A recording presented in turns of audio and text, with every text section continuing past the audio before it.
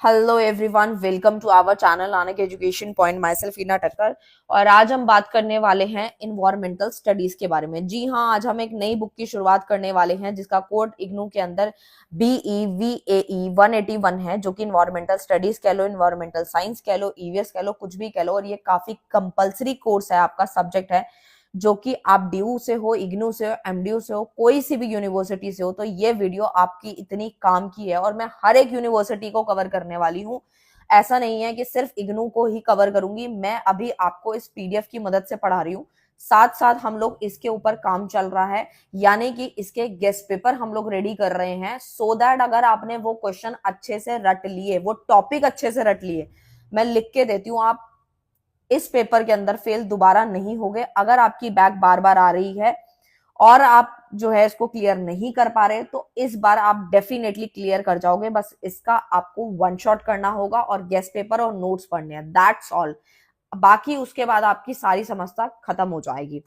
तो आओ अब हम स्टार्ट करते हैं। मैं जब आपको पढ़ाऊंगी तो वहां पे कुछ टॉपिक पे ज्यादा फोकस करूंगी जहां से क्वेश्चन आने की संभावना थोड़ी ज्यादा है। तो वीडियो देखने के बाद आपकी सारी टेंशन खत्म होने वाली है, क्योंकि इसके बाद आपको कोई भी बुक या किसी अदर वीडियो को देखने की नीड नहीं पड़ेगी। आपका अपना चैनल है, हम लोगों का सिर्फ एक ही चैनल है जो कि नानक एजुकेशन पॉइंट के नाम से। अभी फिलहाल इसके अलावा कोई भी अपना हमारा कोई चैनल यूट्यूब पर नहीं है। तो अगर आपको कोई भी वीडियो या नोट्स भी रिगार्डिंग चाहिए होते हैं, तो हम जो भी नंबर मेंशन करते हैं, आप सिर्फ उसी पे व्हाट्सअप करके ले सकते हैं जो भी नोट्स आपको चाहिए होते हैं। सो अब हम स्टार्ट करते हैं। सबसे पहले बात करते हैं हम लोग अपने सब्जेक्ट के बारे में, जो कि सब्जेक्ट आपको पता है MCQ आने वाले हैं क्वेश्चन। इसके अंदर थ्योरी के क्वेश्चंस नहीं रहेंगे। अगर आप ड्यू से हैं तो थ्योरी है, और अगर आप इग्नू से हैं तो आपके क्वेश्चन MCQ वाले हैं, ठीक है। तो मैं आप लोगों को बताना चाहती हूँ, वैसे तो मैं इसके सिलेबस के ऊपर वीडियोस बना चुकी हूँ, बट स्टिल मैं दोबारा बना दूंगी। ड्यू की वीडियो अलग आएगी, इग्नू वाले बच्चों के लिए अलग आएगी, ठीक है। बट अभी मैं बता देती हूँ कि जो इग्नू के बच्चे, उनके 4 ब्लॉक्स हैं। ब्लॉक 1 के अंदर आवर इन्वायरमेंट, इकोसिस्टम और मेजर इकोसिस्टम के बारे में हमें पढ़ना है। आज हम यूनिट 1 आवर इन्वायरमेंट को कवर करेंगे। साथ साथ मैं ड्यू के जितने टॉपिक हैं या जो भी चीजें हैं वो सबको कवर करके चलूंगी, ठीक है। तो आओ फटाफट हम स्टार्ट कर लेते हैं पहले इन्वायरमेंट के बारे में। मतलब यहाँ पे जो लिखा है इसके अलावा भी बहुत कुछ आपको बताने वाली हूँ। तो देखो, सबसे पहले आवर इन्वायरमेंट। देखो, इन्वायरमेंट जो वर्ड है वो आपने कई बार सुना है, ठीक है। तो बेसिकली जो इन्वायरमेंट वर्ड है वो कहाँ से आया है, इसके बारे में थोड़ा सा जान लेते हैं। The word environment is originated from French environs, means around और टू सराउंड। जो हमारे आसपास की चीजें हैं, जो भी चीज हमारे आसपास है, वो सारी की सारी एनवायरमेंट के अंदर आती हैं। जैसे कि अगर आप ये वीडियो देख रहे हो और ये सब चीजें सुन रहे हो, तो आप अपने आसपास बहुत सारी चीजें देखते हो, जैसे कि टेबल पड़ा है आपके बगल में, कोई चेयर पड़ी है, पेन है, कॉपी है, रजिस्टर है, बुक है। ये सारी चीजें आपके इन्वायरमेंट का ही पार्ट है, ठीक है। अभी आप पार्क चले जाओ तो वहां पे आपको बर्ड्स, पेड़ पौधे, चिड़िया, ठीक है, घास, काफी कुछ चीजें देखने को वातावरण में मिलती हैं। तो वो सारी की सारी इन्वायरमेंट में आती हैं। तो बेसिकली यहाँ पे जो इन्वायरमेंट इंक्लूड्स थिंग्स और ऑब्जेक्ट और इवेंट दैट सराउंड अस, ठीक है। तो environment literally mean surrounding in which we are living. मैं थोड़ा थोड़ा इंग्लिश में भी बोलूंगी, क्योंकि काफी सारे बच्चे ऐसे होते हैं, सब्सक्राइबर्स ऐसे भी होते हैं जो कि हमारे यहाँ पर हिंदी को नहीं समझ पाते। तो मैं इंग्लिश हिंदी दोनों बोलूंगी ताकि दोनों बच्चों के लिए कवर अप हो। So environment literally mean surrounding in which we are living, जहां पे हम लोग रह रहे हैं। एनवायरमेंट इंक्लूड्स, इन्वायरमेंट में क्या क्या चीजें इंक्लूड्स होती हैं, all those things on which we are directly और indirectly dependent for our survival. हम जो जी रहे हैं, जिस चीजों पे हम डिपेंड हैं, या तो डायरेक्टली डिपेंडेंट है या फिर हम लोग इनडायरेक्टली डिपेंडेंट है, ठीक है। Whether it is living component, या तो वो जीवित चीज हो या फिर अजीवित हो, दोनों ही हमारे लिए जरूरी होती हैं, ठीक है। जीवित चीजें कौन कौन सी हैं अभी मैं आपको यहीं से एक्सप्लेन करने वाली हूँ। एक एक चीज मार्क करूंगी, फिर आपको समझाती रहूंगी। फिलहाल आपको इन्वायरमेंट का मतलब समझ आ गया होगा कि जो भी चीज हमारे आसपास होती है तो वो हमारी इन्वायरमेंट होती है। Environment includes all those things, सारी चीजें जो कि डायरेक्टली या फिर इनडायरेक्टली हमारे सर्वाइवल में मदद करती है, हमें जीने के लिए। जैसे कि एनिमल्स हैं, प्लांट्स हैं, या फिर सॉइल है, एयर है, वाटर है। पानी भी चाहिए जीने के लिए, सॉइल है, हवा भी चाहिए, ठीक है, पेड़ पौधे भी चाहिए, सांस कैसे लेंगे। तो ये सारी चीजें हमारे लिए वातावरण में होती हैं और हमारे लिए जरूरी भी है हमारे जीने के लिए, ठीक है, तो अब बेसिकली यहाँ पर एक डेफिनेशन है इन्वायरमेंट की जो आपको फटाफट से याद कर लेनी है, जो यहाँ से लेके यहाँ तक होती है। वो क्या है? The sum total of living and non living component influence and event surrounding and organisms. Basically sum total, किसका सम टोटल? टोटल किसका करना है? लिविंग का और नॉन लिविंग का। लिविंग थिंग्स वो होती हैं जो कि सांस ले सकती हैं, और नॉन लिविंग कंपोनेंट्स या नॉन लिविंग थिंग्स बोलो, वो चीजें हैं जो कि सांस नहीं लेती हैं। अब लिविंग में क्या क्या आता है? लिविंग का एक और नाम है जो हमारे एग्जाम में हमें पता होना मोस्ट इंपॉर्टेंट है। देखो भाई, मैं ऐसे पढ़ाने वाली हूँ ये सब्जेक्ट क्योंकि ये एमसीक्यू है, थोड़ा ज्यादा फोकस करना पड़ेगा तभी पेपर क्लियर होगा। मैं चाहूं तो इस सब्जेक्ट को जो है या एक चैप्टर को 5 मिनट में भी खत्म कर सकती हूँ, बट कोई फायदा नहीं है उस चीज का जो जल्दी जल्दी खत्म हो जाए, क्योंकि एमसीक्यू में जब तक आपको डीप नॉलेज नहीं होगी, पेपर आपको खुद ही क्रैक करना है, तो थोड़ी सी नॉलेज लेनी पड़ेगी। अनदर नेम का मैं अलग से वीडियो बनाने वाली हूँ, क्योंकि कुछ वर्ड ऐसे होते हैं जो कि अनदर नेम से हमारे एमसीक्यू में पूछे जाते हैं और हम वहीं फंस जाते हैं और हमारा पेपर क्रैक नहीं होता, उसका वीडियो अलग आएगा। इस सब्जेक्ट के ऊपर मेरी पूरी की पूरी, मतलब जितने बच्चों ने कमेंट किए हैं, बहुत लेट हो गया, मैं उस चीज के लिए सॉरी बोलती हूँ, बट स्टिल सब्जेक्ट्स इतने सारे हैं बीकॉम के अंदर और मैं काफी यूनिवर्सिटी कवर कर रही हूँ, मेन डीयू और इग्नू दोनों करती हूँ, तो दोनों के सब्जेक्ट जो हैं वो ज्यादा बढ़ जाते हैं, जिसकी वजह से वीडियो थोड़ी लेट हो जाती है। बट स्टिल मेरा पूरा फोकस है कि मैं जून एग्जाम से पहले पहले इसका वन शॉट दे दूं। बस आपको वीडियो को शेयर जरूर करना है अपने सारे फ्रेंड्स तक, क्योंकि जितने ज्यादा शेयर लाइक्स आएंगे उतनी जल्दी वीडियो आप तक अगले नेक्स्ट पार्ट्स पहुंचते रहेंगे। ठीक है, तो मैं एक एक पार्ट करके कवर कर रही हूँ। तो बेसिकली क्या है यहाँ पे, लिविंग थिंग्स का एक और अनदर नेम होता है जो कि होता है आप लोगों का बायोटिक। ठीक है, ये लिविंग का एक और नाम है जो कि है बायोटिक। अबायोटिक मीन्स होता है नॉन लिविंग थिंग्स या नॉन लिविंग कंपोनेंट, आप इसको कह सकते हैं। ठीक है, ये चीज है। तो बेसिकली यहाँ पे आपकी बायोटिक कंपोनेंट्स कौन से होते हैं? तो बायोटिक में आपकी जितनी भी लिविंग थिंग्स होती हैं वो आती हैं, जैसे कि आपके सामने लिखा भी है, प्लांट्स, पेड़ पौधे आते हैं। प्लांट्स में भी मैं थोड़ा सा गहराई में जाती हूँ, वो आता है फ्लोरा एंड फोना। ठीक है, basically plants, flora and fauna. Animals में क्या क्या आता है? एनिमल्स लाइक आपके इंक्लूडिंग ह्यूमंस हैं, ठीक है, माइक्रो ऑर्गेनिजम्स हैं, ठीक है, ये सारी चीजें यहाँ पर आती हैं। ठीक है, तो ये सारी बायोटिक में आती हैं। तो अगर आपसे फ्लोरा एंड फोना करके पूछ लिया जाए कि ये बायोटिक है या अबायोटिक है, तो आपको पता होना चाहिए ये बायोटिक का ही पार्ट है। देखो, ऐसे छोटी छोटी चीजें बताऊंगी ना आपको साथ साथ, मतलब टॉपिक के साथ साथ क्वेश्चन बताती जाऊंगी, ताकि पेपर में जैसे ही क्वेश्चन दिखे तुरंत टिक लगाना है बिना किसी गलती के। अबायोटिक कंपोनेंट में क्या आता है? अबायोटिक कंपोनेंट में आता है भाई जो चीज सांस नहीं ले सकती, जैसे कि नॉन लिविंग थिंग, जैसे कि लाइट है। ठीक है, लाइट है, टेम्परेचर है, सीजनल चेंज है, ट्रोपोग्राफी है, या फिर आपका वाटर है, टेम्परेचर है, ऑल्टीट्यूड है, लेटीट्यूड है, सीजनल चेंजेस हैं, मतलब सीजन में कोई बदलाव आ रहा है। ठीक है, या फिर आपका एटमॉस्फेरिकल गैसेस हैं, ह्यूमिडिटी है, टेम्परेचर है, लाइट है, ये सारी की सारी चीजें जो है, प्रेसिपिटेशन है, ये सारी चीजें अबायोटिक हैं जो कि सांस नहीं ले पाती।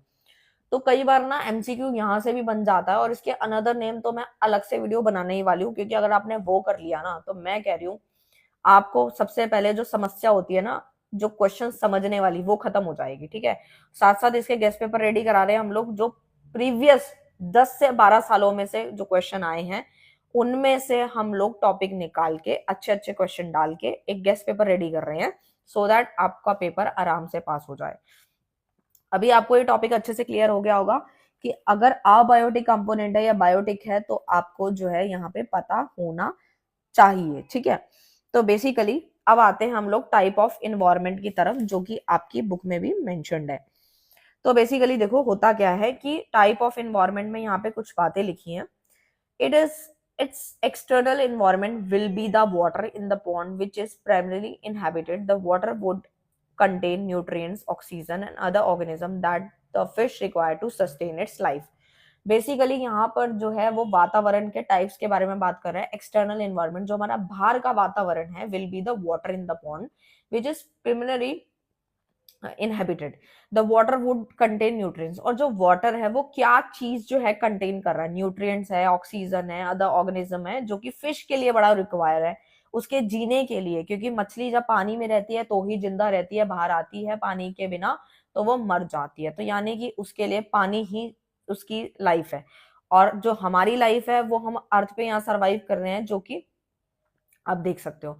As oppose to the external environment, the body cavity within the fish provide an internal environment quite separate from the outside environment। ठीक है, तो कुछ बातें हैं जो कि यहाँ पे मेंशन्ड है, और इसके बाद यहाँ पे बताया भी गया है कि जो वातावरण है वो हमारे यहाँ पे 3 तरीके का बताया गया है। अब यहाँ पे कौन कौन सा है वो आप एक बार थोड़ा समझ लो। ठीक है, वैसे आप अनदर किसी बुक में देखोगे तो आपको और टाइप्स भी मिल जाएंगे। ठीक है, बट जो जो मेन मेन है वो मैं आपको समझा रही हूँ। एक होता है नेचुरल एनवायरनमेंट। नेचुरल एनवायरनमेंट आप सामने पिक्चर्स देख रहे हैं सबसे ऊपर में, यहाँ पर ये नेचुरल है। ये आपका ह्यूमन मॉडिफाइड एनवायरनमेंट है। नेक्स्ट पे आता है आपका ह्यूमन मेड एनवायरनमेंट। ठीक है, तो यहाँ से आपको समझना है, कुछ एग्जाम्पल देके वो आपसे पूछ लेगा कि ये कौन सा वाला टाइप का एनवायरनमेंट है। तो नेचुरल नाम से ही क्लियर है, जो कि प्रकृति के द्वारा हमें देखने को मिलता है, जिसमें हम लोगों को बाय बर्थ देखने को चीजें मिलती हैं। नेचुरल एनवायरनमेंट में अगर हम बात करें, all living and non living things that are naturally on earth, for example water, soil, air, river etcetera, called natural environment. In a narrow sense, human does not influence an environment. The environment that is influenced by humans can be called the built environment or cultural landscape. Basically natural में आता है, oceans आते हैं, lake, ponds, river, forest, grassland, desert, ये सब चीजें आपको देखने को मिलते हैं। ठीक है, रेगिस्तान हो गए आपके, ये नदियां हो गई, ये सारी चीजें आपकी नेचुरल एनवायरनमेंट में आती हैं। नेक्स्ट आता है आपका ह्यूमन मॉडिफाइड इन्वायरमेंट। ठीक है, अब ये क्या चीज होती है, तो देखो भाई, जो आपका यहाँ पे ह्यूमन मॉडिफाई के बारे में बताया गया है, इसमें क्या आता है आपका। ठीक है, तो ये आता है इसके अंदर आपके जैसे कि पार्क्स हो गए, ठीक है, प्लांटेशंस हो गए, ऑर्चर्ड्स हो गए, ये सब चीजें आपको आती हैं जो कि ह्यूमन मॉडिफाइड इन्वायरमेंट्स में आती है। और मॉडिफाइड नाम से भी क्लियर है कि कुछ चीजें ऑलरेडी जो आपकी पहले से नेचर में हैं उसको कुछ मॉडिफाई किया गया, जैसे पार्क वगैरह देखते हो आप। ठीक है, पार्क वगैरह मॉडिफाई हो जाते हैं, प्लांटेशंस है, मतलब आपका एक नेचुरल प्लस ह्यूमन का मिक्सचर जब आ जाता है तो वो आपका ह्यूमन मॉडिफाइड एनवायरनमेंट कहलाता है। ठीक है, नेक्स्ट आता है ह्यूमन मेड एनवायरनमेंट, जो कि ह्यूमन मेड एनवायरनमेंट का मतलब है कि ये इंसान के द्वारा बनाया गया है। ठीक है, जैसे कि industries, cities, town, crop fields, artificial lakes, dams, जो आर्टिफिशियल लेक्स वगैरह बनी हैं, डैम्स बनाए गए हैं, ये सिटीज बनाई गई हैं, टाउन्स बनाए गए हैं, ये सारे इंसान के द्वारा बनाए गए जो हैं बिल्डिंग वगैरह, ये सारी ह्यूमन मेड के अंदर कंसीडर की जाती हैं। ठीक है, तो बेसिकली अब जो क्वेश्चन उठता है जो पेपर में घुमा के पूछा जाता है वो मैं थोड़ा सा बताना चाहती हूँ। तो देखो भाई, man has greatly altered the natural condition and created new situation known as artificial or man-made environment. For example, artificial environment are cultivated field or cities.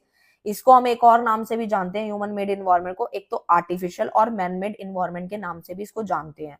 ठीक है, तो यहाँ से क्वेश्चन बन सकता है, आपको साथ साथ चीजें नोट करते हुए चलना है जो जो मैं आपको समझाती जा रही हूँ। ठीक है, नेक्स्ट की अगर हम बात करते हैं तो वो आता है अपना टॉपिक है वो ह्यूमन इन्वायरमेंट रिलेशनशिप के बारे में अभी हम पढ़ेंगे कि ये क्या है। तो देखो बेसिकली यहाँ पर जो है हमें समझाया गया है कि जो ह्यूमन है, जो इंसान है, और जो वातावरण है, उस दोनों का क्या रिलेशनशिप है। आप सोचेंगे कि इंसान का वातावरण के साथ क्या रिलेशनशिप हो सकता है। जी हाँ, बिल्कुल हो सकता है। अब अभी आप जहां पे भी बैठे हो, ठीक है, अभी आपको इतनी कमी महसूस नहीं होती, मतलब नेचर के बारे में आप दिन भर में कितना ही सोचते होगे, बहुत कम सोचते होगे। जैसे कि कभी बारिश आ गई, ठीक है, या फिर कभी धूप ज्यादा हो गई या धूप नहीं निकली, तब आपको थोड़े नेचर के बारे में ध्यान जाता होगा कि हाँ भाई एनवायरमेंट के बारे में आप सोचते होगे।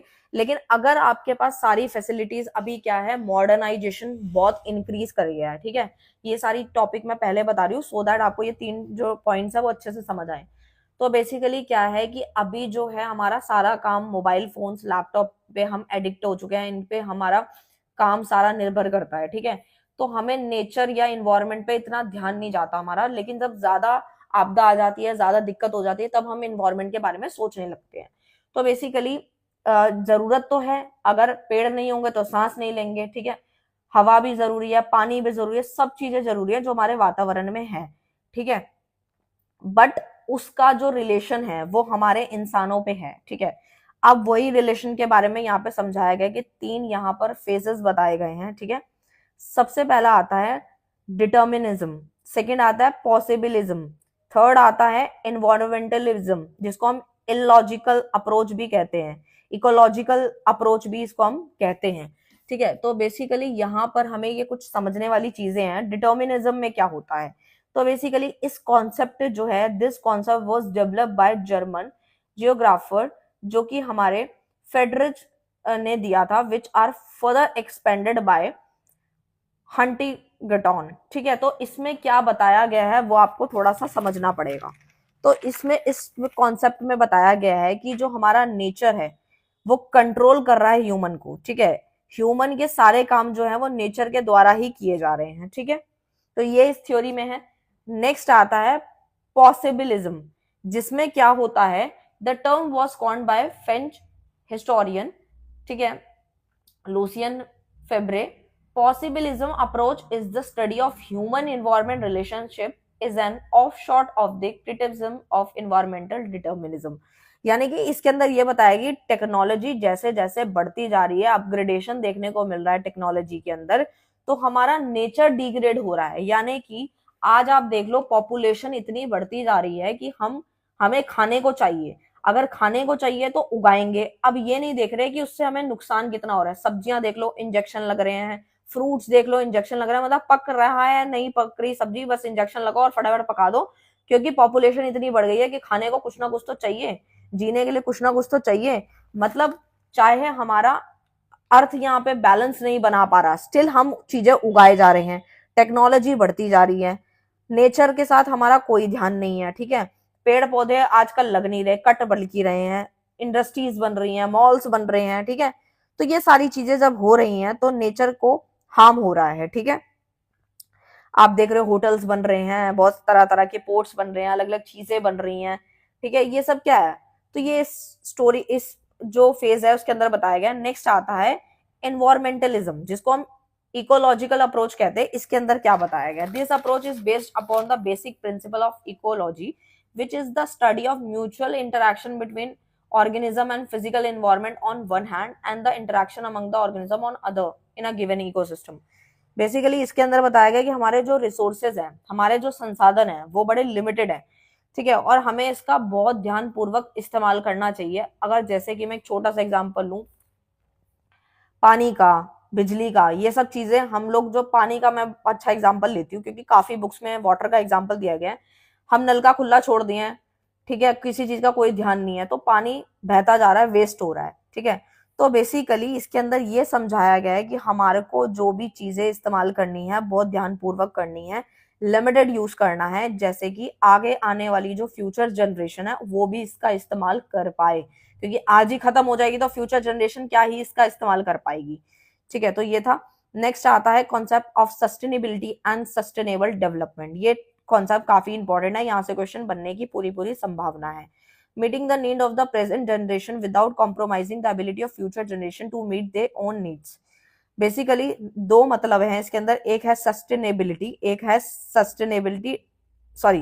Sustainability and second is sustainable development. पहले हम मतलब जानते हैं सस्टेनेबिलिटी का, कि सस्टेनेबिलिटी का मतलब क्या है। तो देखो भाई, सस्टेनेबिलिटी जो है, it is the capacity to endure. The word sustainability is derive from Latin, ठीक है, लेटिन से आया है, जो कि अगर हम डिक्शनरी की बात करें, provide more than 10 meaning for sustain, the main one being to maintain, support and endure. यानी वैसे तो बहुत मतलब है, लेकिन अगर जो इसका मेन मतलब है वो है सपोर्ट, मेंटेन, एंड्योर, ये मतलब है इसका।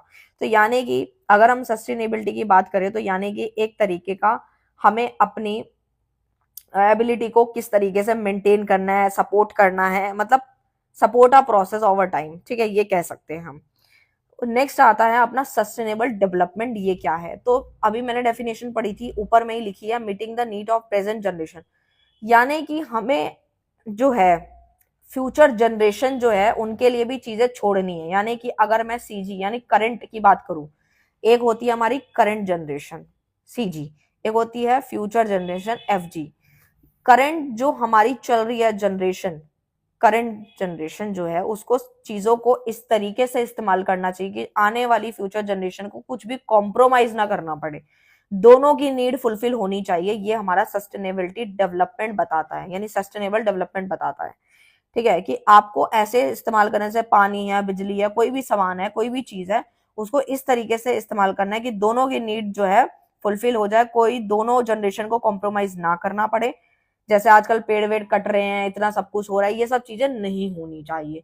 बट स्टिल आज हम एडिक्ट हो चुके हैं। मॉल देखो, मॉल कितना जाके हम लोग खुश होते हैं, ठीक है, उसके ये नहीं सोचते कि इस मॉल के बजाय कितने पेड़ कटे होंगे तब जाके मॉल खड़ा हुआ होगा। ठीक है, या फिर आजकल जानवरों को रहने की जगह नहीं मिल रही है, वो गलियों में जा जाके, मतलब जो हमारे जो सिटीज हैं उस एरिया में जा जाके वो जगह बना बना के रह रहे हैं बेचारे। क्यों? उनके पास रहने की खुद की कोई जगह नहीं बन पा रही। ये छोटे छोटे पॉइंट्स है जो हम नहीं सोचते। ठीक है, क्योंकि हम अपने आजकल टेक्नोलॉजी में जो है मस्त हो गए हैं। नेक्स्ट आता है प्रायोरिटी एरियाज फॉर अचीविंग आप सस्टेनेबल डेवलपमेंट। सबसे पहले तो बात ये आती है स्लो डाउन पॉपुलेशन ग्रोथ। ठीक है, तो this is essential for addressing all the priority area, यानी कि जो हमारी पॉपुलेशन की जो ग्रोथ है वो हमारी कहीं ना कहीं जो है वो कम होनी चाहिए। ठीक है, अब वो तो हो ही नहीं रही, वो तो बढ़ती जा रही है। ठीक है, और ये चीज है। नेक्स्ट आता है रिड्यूस पावर्टी। पावर्टी को कम करना चाहिए, गरीबी कम होनी चाहिए। लेकिन आज आप देख रहे हो कि महंगाई इतनी बढ़ रही है तो गरीबी तो बढ़ेगी ना। इनइक्वालिटी आप देखते हो, भेदभाव कितना हो रहा है। ठीक है, थर्ड वर्ल्ड डेप्थ बढ़ रहा है। तो इससे क्या है कि अगर आपकी हेल्थ अच्छी होगी, आपकी लिटरेसी लेवल बढ़ता जाएगा, एनवायरमेंट बढ़ेगा, यानी कि आपका सॉरी एम्प्लॉयमेंट अगर आपका इंक्रीज होता है तो ही आपकी पॉवर्टी कम हो पाएगी ना। ठीक है, अगर आपकी हेल्थ अच्छी होगी, हेल्थ अच्छी होगी तो आप अच्छे से स्टडी करोगे, स्टडी करोगे तो कमाओगे, कमाओगे तो फिर गरीबी कम होगी, और आप अगर कमाओगे तो भी आपकी गरीबी कम होती है। मेक एग्रीकल्चर सस्टेनेबल, यानी आपका एग्रीकल्चर भी है जो है वो सस्टेन होना चाहिए। This include reducing soil erosion. Soil erosion जो आजकल बहुत बढ़ रहा है वो भी रिड्यूस होना चाहिए। And decreasing the use of harmful agriculture practices, जितने भी एग्रीकल्चर के हार्मफुल चीजें जो हैं वो डिक्रीज होनी चाहिए। Protect forest and other habitat, जहां पे अभी मैंने आपको हैबिटेट पे बताया कि हर किसी इंसान की जो है जितने भी हैबिटेट हैं वो एनिमल को तो मिल ही नहीं रहा बेचारों को। ठीक है, वो इधर उधर भटक रहे हैं। फॉरेस्ट को, जंगलों को हमें प्रोटेक्ट करना चाहिए। This include reforestation and afforestation. Afforestation means पेड़ों को लगाना है आपने ये। ठीक है, अगर कट रहे हैं तो साथ साथ लगाने भी चाहिए ताकि बैलेंस बना रहे। साथ साथ protection of other living resources है, कंट्रोल ग्रीन हाउस गैसेस को कंट्रोल करना, ओजोन लेयर जो डिप्लीट हो रही है वो कम हो। Make water and energy use sustainable हो, जिससे कि आपकी जो एनर्जी है की जो एफिशिएंसी है वो इम्प्रूव हो पाए। ठीक है, मेक वाटर यूज सस्टेनेबल, यानी this include improving the efficiency of water use. Protecting water quality, water की जो क्वालिटी है वो भी आप उसको प्रोटेक्ट करें, उसको ढंग से यूज करें। ठीक है, रेड्यूस वेस्ट जनरेशन। आज पॉपुलेशन ज्यादा होने की वजह से हम कितना वेस्ट पैदा कर रहे हैं उसको भी हमें कम करना है। Reduce water generation, these include improving production process, waste treatment and recycling process.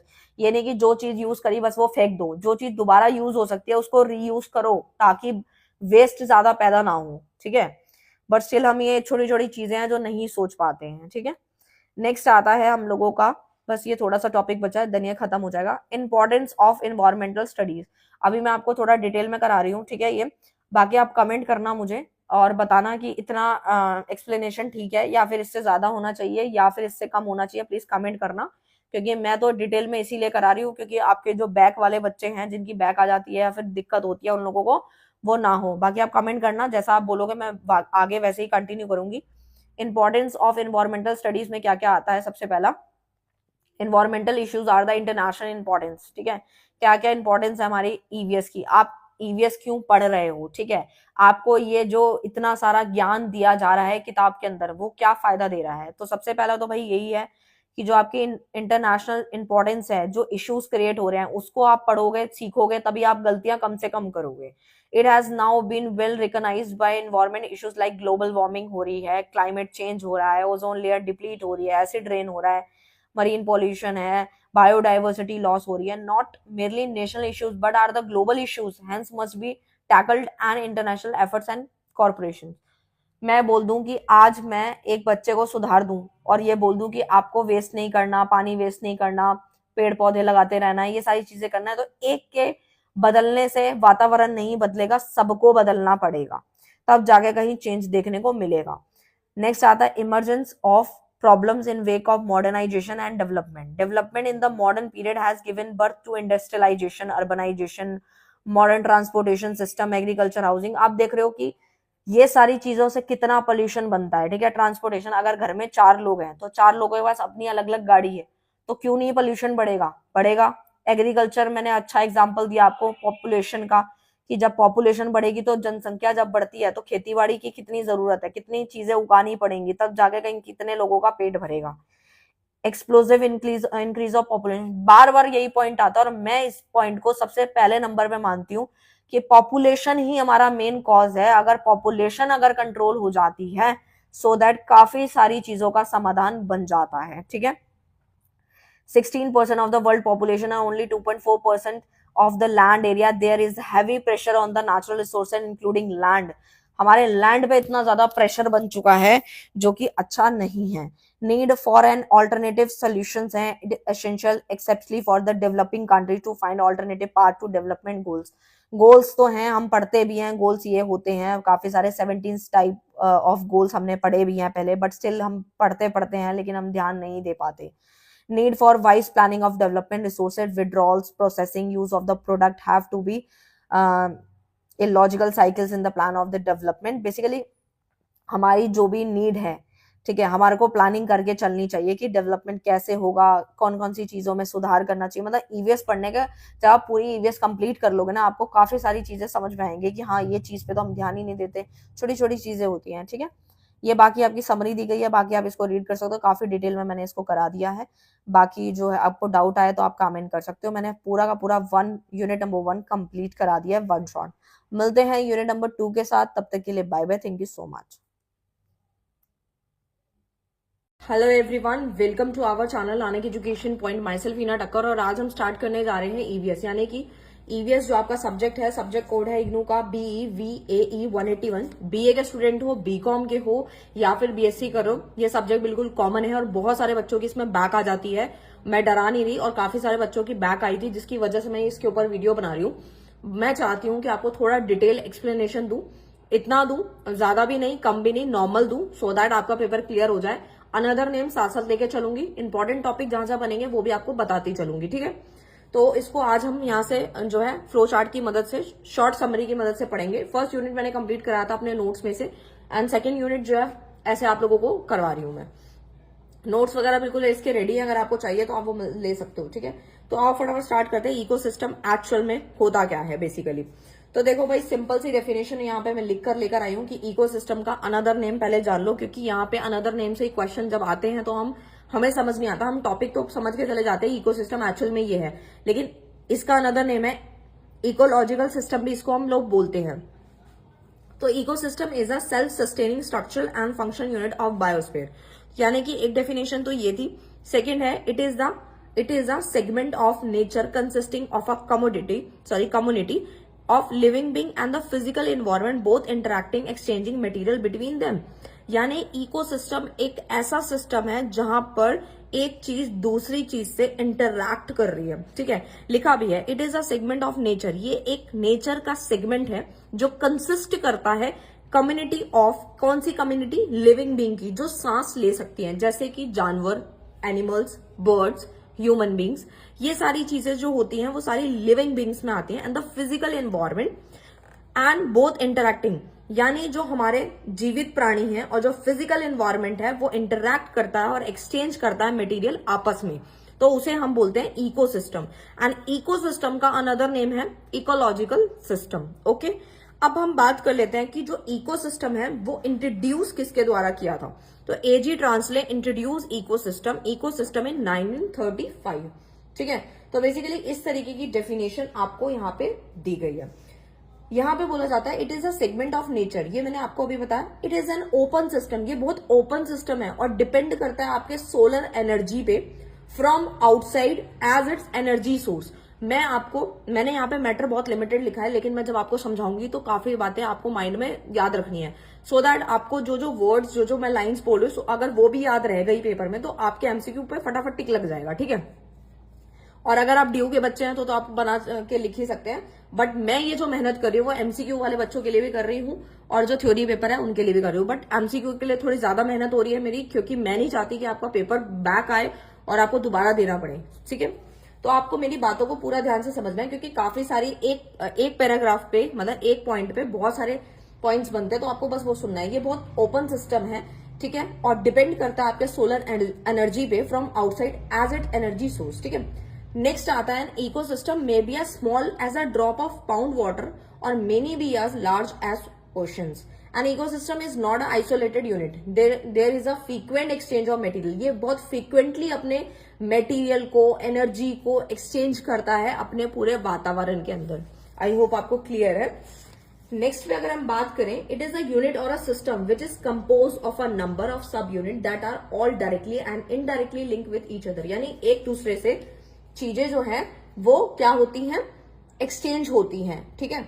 अब मैं बात करती हूँ उसके फीचर्स के बारे में, ठीक है। तो फीचर्स मैं यहाँ पर लिख कर लाई हूँ। इकोसिस्टम के 2 फीचर्स हैं जो सबसे मेन बायोफिकेशन कर रखी है, अगर ये भी समझ लो और फर्दर मैं आपको और भी समझाने वाली हूँ।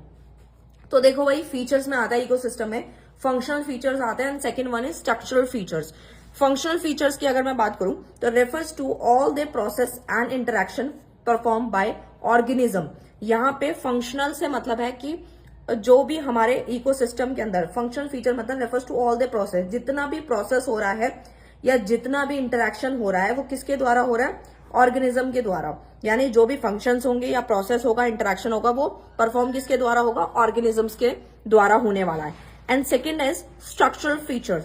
स्ट्रक्चरल फीचर बोलता है refers to all the element that make up an ecosystem. यानी कि यहां पर क्या हो रहा है, नाम से क्लियर है, स्ट्रक्चरल, यानी कि इसको ये जो फीचर्स है ये एक तरीके का क्या दे रहा है, एक टाइप का स्ट्रक्चर प्रोवाइड कर रहा है। तो यानी कि जितने भी एलिमेंट्स हैं वो बना रहे हैं इकोसिस्टम को, तो इसको हमने स्ट्रक्चरल फीचर्स में काउंट किया है। नेक्स्ट की अगर मैं बात करूं तो इकोसिस्टम जो होता है रिलेट करता है पर्टिकुलर प्लेस से, टाइम से, represent the sum of all the natural organism whether living और नॉन लिविंग। तो बेसिकली यहाँ पर इसका एग्जांपल है food chains and energy cycles, ठीक है। यानी कि हम एनर्जी साइकिल्स को आगे बढ़ाते हैं एंड फूड चेन्स, यानी कि फूड चेन आपने क्लास 10th के अंदर बायोलॉजी के अंदर फूड चेन के बारे में डिटेल में पढ़ा होगा। क्लास 10th के अंदर इसको पढ़ाया गया था। फूड चेन मतलब है कि आपकी जो फूड चेन जैसे जैसे चलती रहती है कि कौन किसको खा रहा है, इस तरीके से फूड चेन चलती रहती है, ठीक है। तो उस तरीके से है जैसे कि यहाँ पर स्ट्रक्चरल फीचर का एग्जांपल है बायोटिक और अबायोटिक, यानी लिविंग थिंग्स भी आती है इनमें, नॉन लिविंग थिंग्स भी आती है, किसमें, स्ट्रक्चरल फंक्शन के अंदर, ठीक है। तो अब थोड़ी सी और चर्चा कर लेते हैं कि भाई इकोसिस्टम के फीचर और कौन कौन से हैं, तो आपको बस सुनना है बस, ठीक है। तो बेसिकली जो इकोसिस्टम है वो किससे रिलेट करता है, एक पर्टिकुलर प्लेस से रिलेट करता है, पर्टिकुलर टाइम से रिलेट करता है, represent the sum of all the natural organism whether living और नॉन लिविंग। यानी कि जितने भी हमारे लिविंग आते हैं, living things and non living, NL, तो ये दोनों जब आपस में इंटरैक्ट कर रहे हैं उसी को हमने इकोसिस्टम का नाम दे दिया है, ठीक है। अब मैं एक छोटे से एग्जांपल से आपको यहां पे समझा देती हूं। लेट सपोज कि एक दूसरे से कैसे इंटरैक्शन होता है, तो आपको मैं एग्जांपल दे रही थी कि मैं यहाँ पे आपको पढ़ा रही हूँ, तो ये जो ये आपका जो नोटबुक है ये नॉन लिविंग थिंग है और मैं जो हूं मैं सांस ले सकती हूँ, तो दैट मीन्स मैं लिविंग बीइंग में कंसीडर हो रही हूँ। तो मैंने इसका इस्तेमाल किया, यानी कि इंटरैक्शन हुआ ना लिविंग का नॉन लिविंग के साथ। तो इसी तरीके से बहुत सारी चीजें हैं जो हमारी इस वातावरण के अंदर, इस इन्वायरमेंट के अंदर, जो कि लिविंग जो है, लिविंग थिंग जो है वो नॉन लिविंग के साथ इंटरैक्ट करती है। तो वही मैंने बताया आपको, सिंपल याद रखें, sum of all the natural organism, जितने भी हमारे नेचुरल ऑर्गेनिजम्स होते हैं वेदर लिविंग और non living in the area, वो सारे इकोसिस्टम के अंदर आते हैं। अगर मैं L+NL कर दूं तो वो हमारा इकोसिस्टम है, इन शॉर्ट।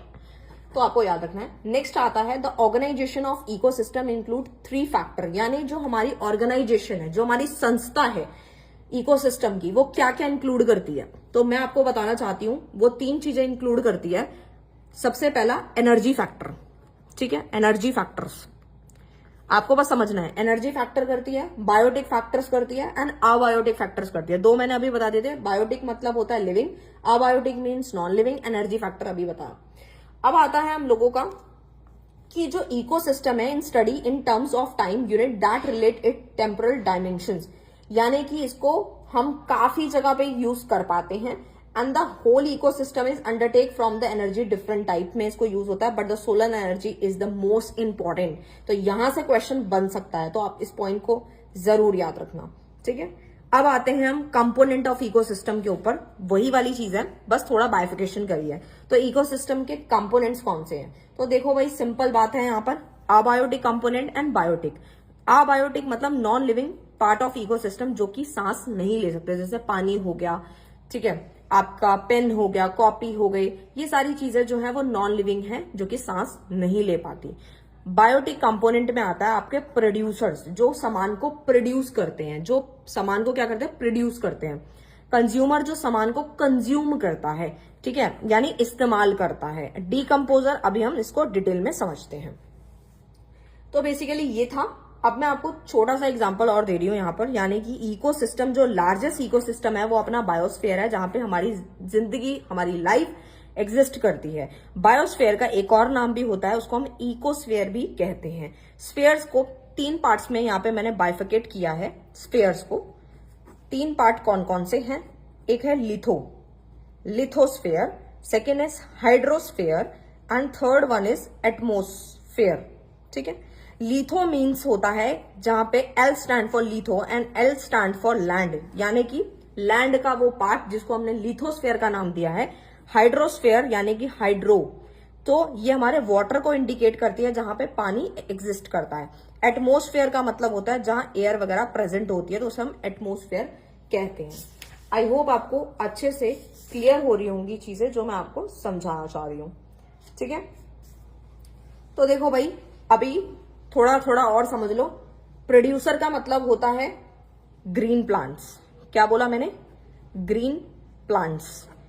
कंज्यूमर का मतलब होता है एनिमल्स, ठीक है, एनिमल्स। उसके बाद डीकंपोजर्स में आते हैं हमारे माइक्रो ऑर्गेनिजम्स। कौन आते हैं? Micro organisms. अगर आपसे पेपर में पूछ लिया जाता है कि आप डीकंपोजर का एग्जाम्पल बताइए, तो आप माइक्रो ऑर्गेनिज्म पे टिक लगा देंगे। कंज्यूमर का पूछें तो आप ऐसे कर देंगे, ठीक है। तो आते हैं अपना जो अभी हमने समझा था, प्रोड्यूसर समझा, कंज्यूमर समझा एंड हमने लास्ट वन समझा था आपका डीकंपोजर। अब इसको थोड़ा सा गहराई में समझते हैं, इसके एग्जाम्पल समझते हैं। अगर यहां से क्वेश्चन आए तो हमने कैसे करना है। तो भाई पहले ये सिंपल जो लिखा हुआ वो समझ लेना, उसके बाद मैं एक्स्ट्रा समझाऊंगी, बस सुनना है। आपका काम बस सुनने का है, साथ साथ कॉपी लेकर बैठना, जो जो पॉइंट्स बताती जा रही हूँ लिखते जाना। और मैं थोड़ी जानबूझ के ही डिटेलिंग करा रही हूँ, क्योंकि पेपर में कुछ भी पूछ लेता है, ठीक है। तो 2-2 लाइनों से बात नहीं बनेगी, चीजों को सुनना पड़ेगा, ठीक है, और साथ में नोट्स भी पढ़ने पड़ेंगे, तब बात बनेगी। तो प्रोड्यूसर का अनदर नेम क्या है, पहले वो समझ लो। इसको हम ऑटोट्रॉप्स भी कहते हैं और इसको हम फोटो ऑटोट्रॉप्स भी बोलते हैं। मैं दोबारा से बोल रही हूँ, प्रोड्यूसर को हम ऑटोट्रॉप्स के साथ फोटो ऑटोट्रॉप्स भी कहते हैं, ठीक है। अब जो है ऑटो का मतलब क्या होता है, पहले वो समझो।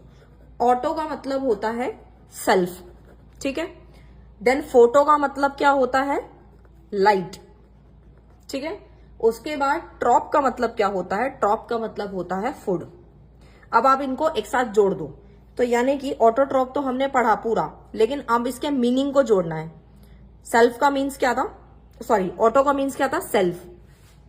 फोटो का मीन्स लाइट, ट्रॉप का मीन्स फूड, यानी सेल्फ, लाइट, फूड, ये हुआ। यानी कि SLF से आपको याद रखना है। क्या बोला मैंने, SLF, यानी कि सेल्फ, लाइट, फूड, ठीक है। ऑटोट्रॉप्स में क्या होता है, जो प्रोड्यूसर्स होते हैं, इसकी डेफिनेशन मैं लिखकर लाई हूं बहुत सिंपल लैंग्वेज में, और इसकी दूसरी जो बुकिश लैंग्वेज है वो भी मैं पढ़ के बताऊंगी। पहले इसकी डेफिनेशन देख लेते हैं। जो प्रोड्यूसर होता है वो अपना खाना खुद बनाता है, बहुत सिंपल सी डेफिनेशन है। Who prepare they own food, जो अपना खाना खुद बनाता है। कैसे बनाता है, from simple inorganic substances by photosynthesis. Photosynthesis का प्रोसेस हम क्लास 6 से पढ़ते आ रहे हैं कि जो ग्रीन प्लांट्स होते हैं वो अपना खाना खुद बनाते हैं within the presence of sunlight, water, air, इन सब से वो अपना खाना पका लेते हैं। यानी कि उनको किसी भी दूसरे बंदे की जरूरत नहीं है कि वो उनको खाना बनाकर दे। ठीक है, तो प्रोड्यूसर जो है यहाँ पर बेसिकली, इसकी एक और डेफिनेशन हम समझेंगे, these are mainly producing food themself, ये अपना खाना खुद बनाते हैं, अपने लिए बनाते हैं। जैसे कि ग्रीन प्लांट्स, ग्रीन प्लांट्स इसका एग्जाम्पल है। ग्रीन प्लांट्स प्रोड्यूस फूड, वो खाना प्रोड्यूस करते हैं, फोटोसिंथेसिस, वही मैंने बताया, इन the presence of sunlight from raw material. मतलब क्या है कि वो फोटोसिंथेसिस वाला जो प्रोसेस होता है ना, इन द प्रेजेंस, किसकी प्रेजेंस में, सनलाइट की प्रेजेंस में, फ्रॉम रॉ मटेरियल चाहिए उनको, कच्चा माल चाहिए भाई। उनके लिए खाने का जो कच्चा माल है वो पानी है और CO2 है। ठीक है, यानी कार्बन डाइऑक्साइड है और वाटर है। तो यहां से भी क्वेश्चन बन सकता है, 3-4 ऑप्शन दिए होंगे, आपको सही पे टिक लगाना होगा। They are known as photo autotrophs, इसको हम फोटो ऑटोट्रॉप्स भी कहते हैं। आई होप आपको 100% क्लियर है। नेक्स्ट पे आते हैं कंज्यूमर, जिसको हम हेट्रोट्रॉप्स भी बोलते हैं। इसकी भी बहुत सिंपल सी डेफिनेशन है, फिर मैं बुकिश बताऊंगी, then example. Depend on the organism for food to meet the energy needs for survival. मैं आपको कुछ इस तरीके से पढ़ा रही हूं ताकि आपको बोझ भी ना लगे और आपका सारा टॉपिक जो है वो क्लियर हो जाए और MCQ क्लियर हो जाए।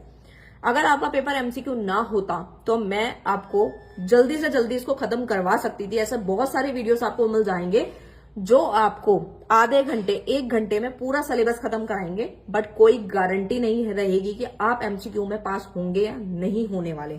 बट मैं ये बोलने वाली हूं श्योरिटी के साथ कि मैं जितने टॉपिक कवर करा रही हूं, अगर आपने सुन लिया, वीडियो को 4 बार 10 बार जितनी बार देखोगे, आपके माइंड में भी अगर वो चीजें रह गई ना, तो समझ लेना आपका काम आसान हो जाएगा।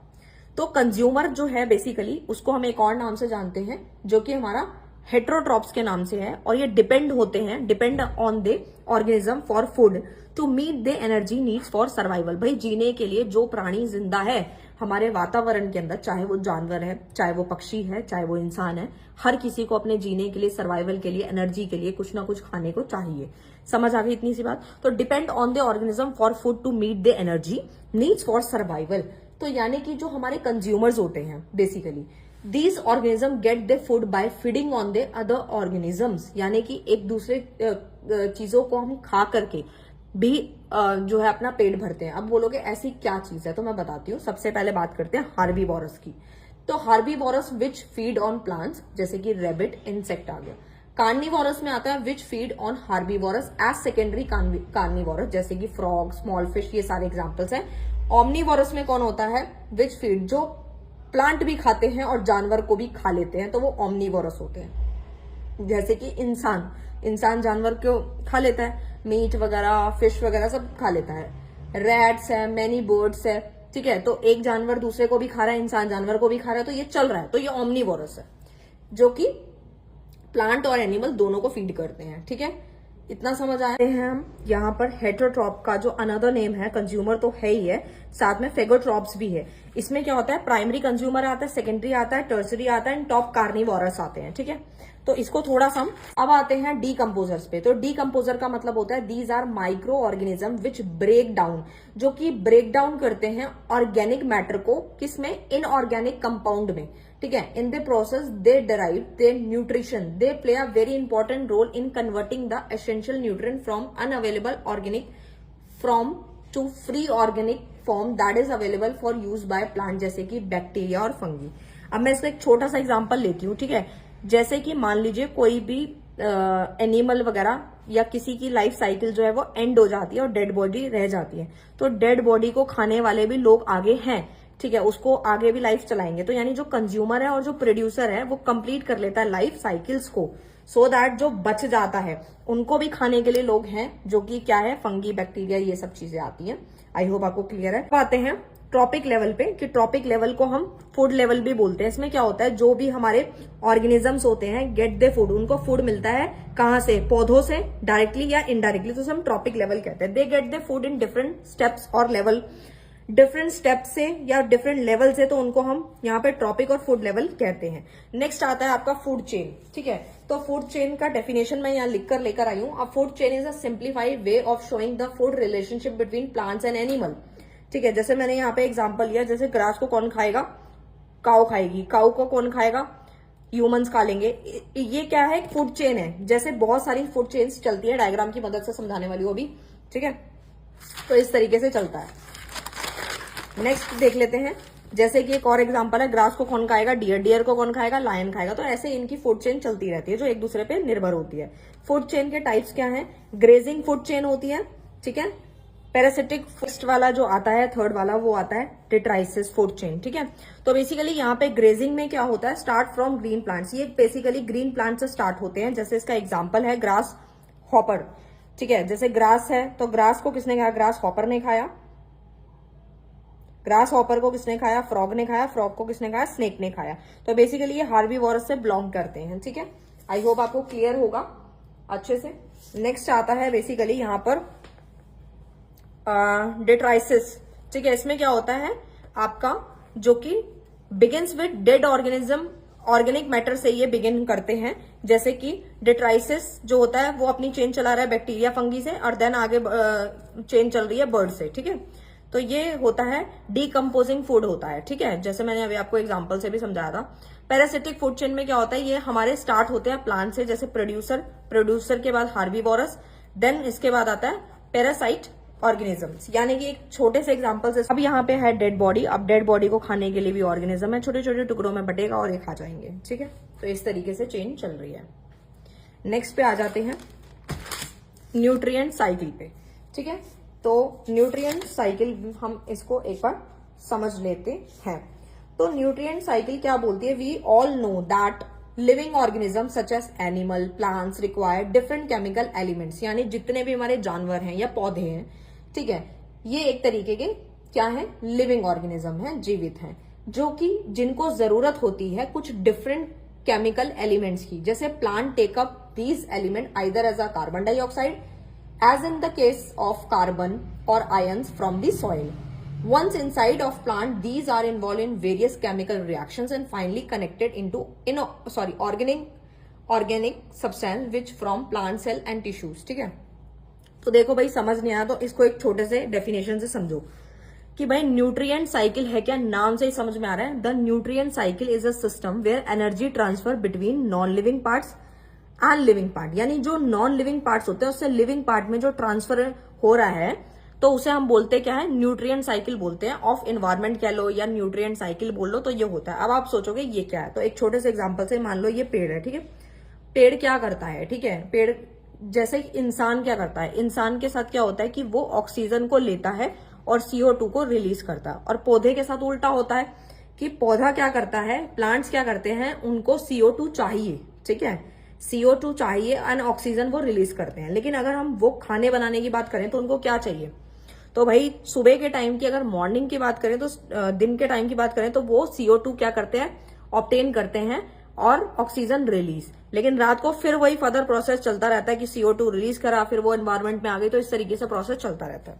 आई होप आप समझ लेते हैं कि इकोलॉजिकल सक्सेशन क्या होता है। तो देखो भाई, सबसे पहले सक्सेशन का मतलब जान लेते हैं, उसके बाद हम पूरे इसका मतलब जान लेंगे, ठीक है।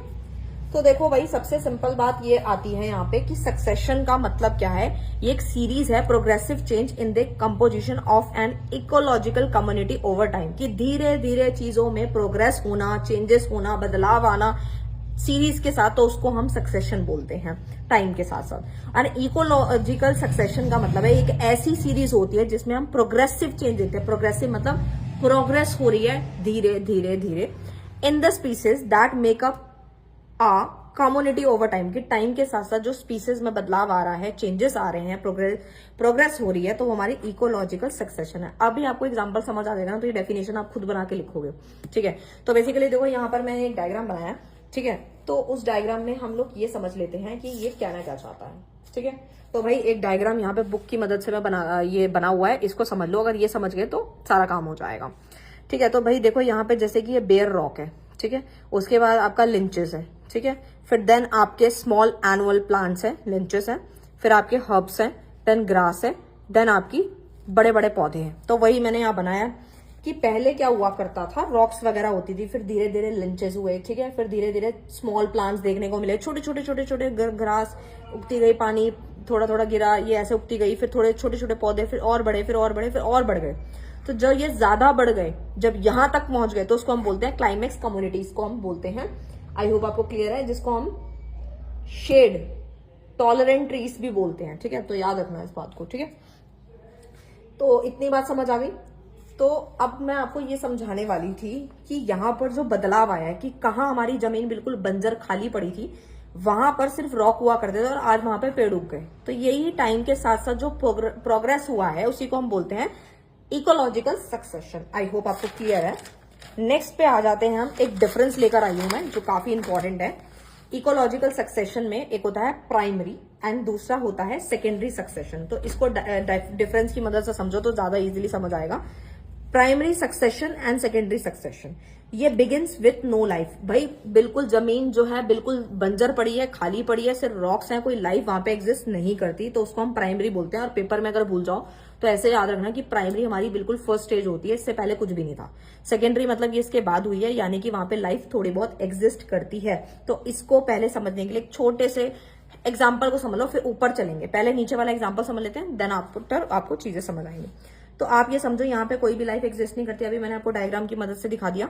और सेकेंडरी में क्या होता है, लाइफ एग्जिस्ट करती है, लेकिन एक टाइम बाद आके कोई बाढ़ आ जाती है, अर्थक्वेक आ जाता है, भूकंप, बाढ़, कुछ भी आ जाता है, लाइफ खत्म हो जाती है, फिर दोबारा से स्टार्ट होती है। तो उसको हम बोलते हैं सेकेंडरी सक्सेशन। ठीक है, यानी लाइफ पहले एग्जिस्ट करती थी यहाँ पर और यहाँ पे बिल्कुल नहीं करती थी। इतना समझ आया। प्राइमरी में क्या था, begin with no life, follow removal of existing bio. आता है यहाँ पे कोई भी सॉइल प्रेजेंट नहीं होती, लेकिन यहाँ पे ऑलरेडी प्रेजेंट होती है सॉइल। ठीक है, ये न्यू एरिया में कंसीडर होता है, ये ओल्ड एरिया में होता है, क्योंकि लाइफ पहले से एग्जिस्ट कर रही थी। फॉर एग्जाम्पल यहाँ पे बेयर रॉक है, कोल्ड लावा है, ठंडा लावा है, ये सारे इसके एग्जाम्पल्स हैं। एंड सेकेंडरी में आता है जैसे पेड़ वेड़ कट गए, आग वाग लग गई, ये सब हुआ, ठीक है, सत्यानाश हो गया था थोड़ा सा, तो वो आपको सेकेंडरी से याद रखना है। बायोमास यहाँ पे लो होती है, यहाँ पे हाइयर होती है। और यहाँ पे इसको क्रिएट करने के लिए कितने साल लगते हैं, 1000 साल या उससे ज्यादा लग जाते हैं।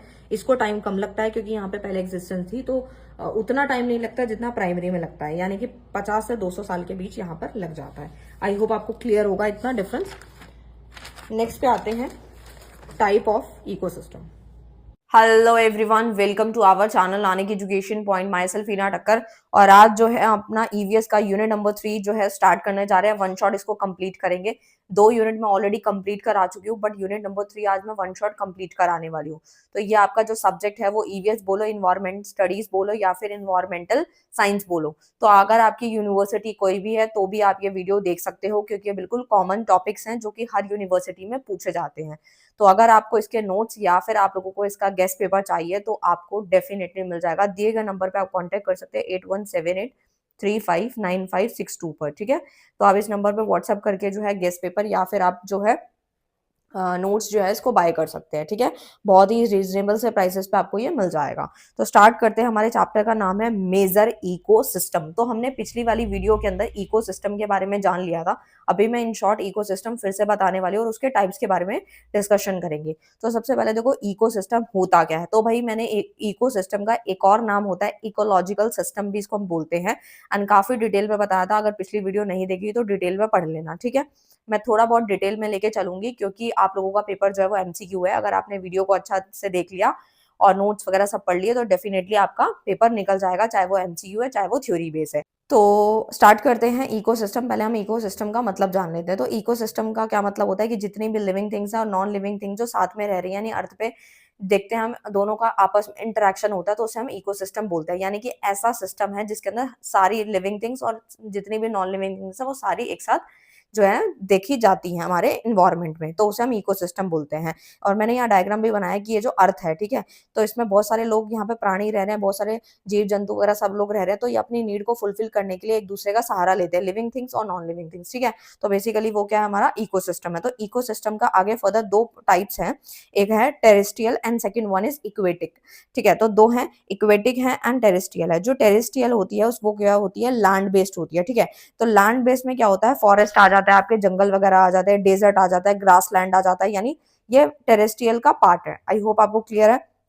नेक्स्ट आता है इक्वेटिक। इक्वेटिक में क्या होता है, सराउंडिंग ऑफ वाटर बॉडी।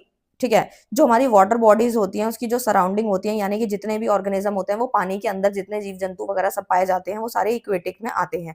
तो ये लार्जेस्ट पोर्शन ऑफ बायोस्फीयर होता है। बायोस्फीयर का सबसे लार्जेस्ट पोर्शन जो है वो इक्वेटिक ही है। आई होप आपको क्लियर है। ठीक है।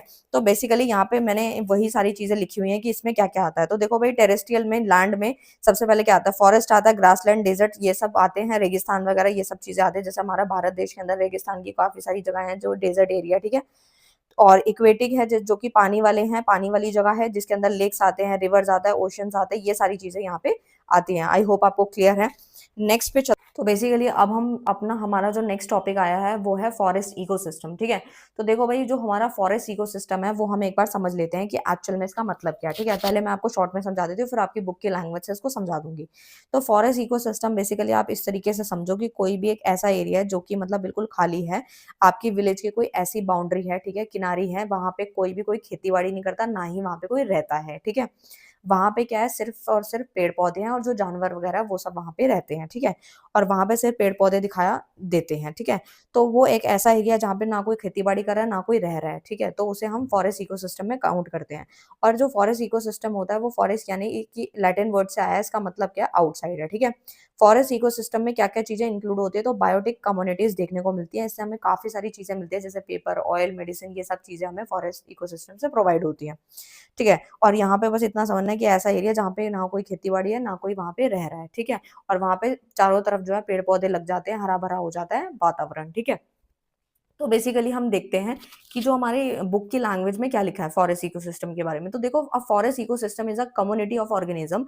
ये एक ऐसी कम्युनिटी है ऑर्गेनिज्म की लिविंग इन अ फॉरेस्ट, यानी कि organism living in a forest, ठीक है। यानी कि इन अदर वर्ड्स में बात करें, these are the ecosystem where abundance of flora, यानी प्लांट्स इज सीन, यानी कि सिर्फ पौधे यहाँ दिखाई देते हैं, ठीक है, फ्लोरा यहाँ पे दिखाई देता है।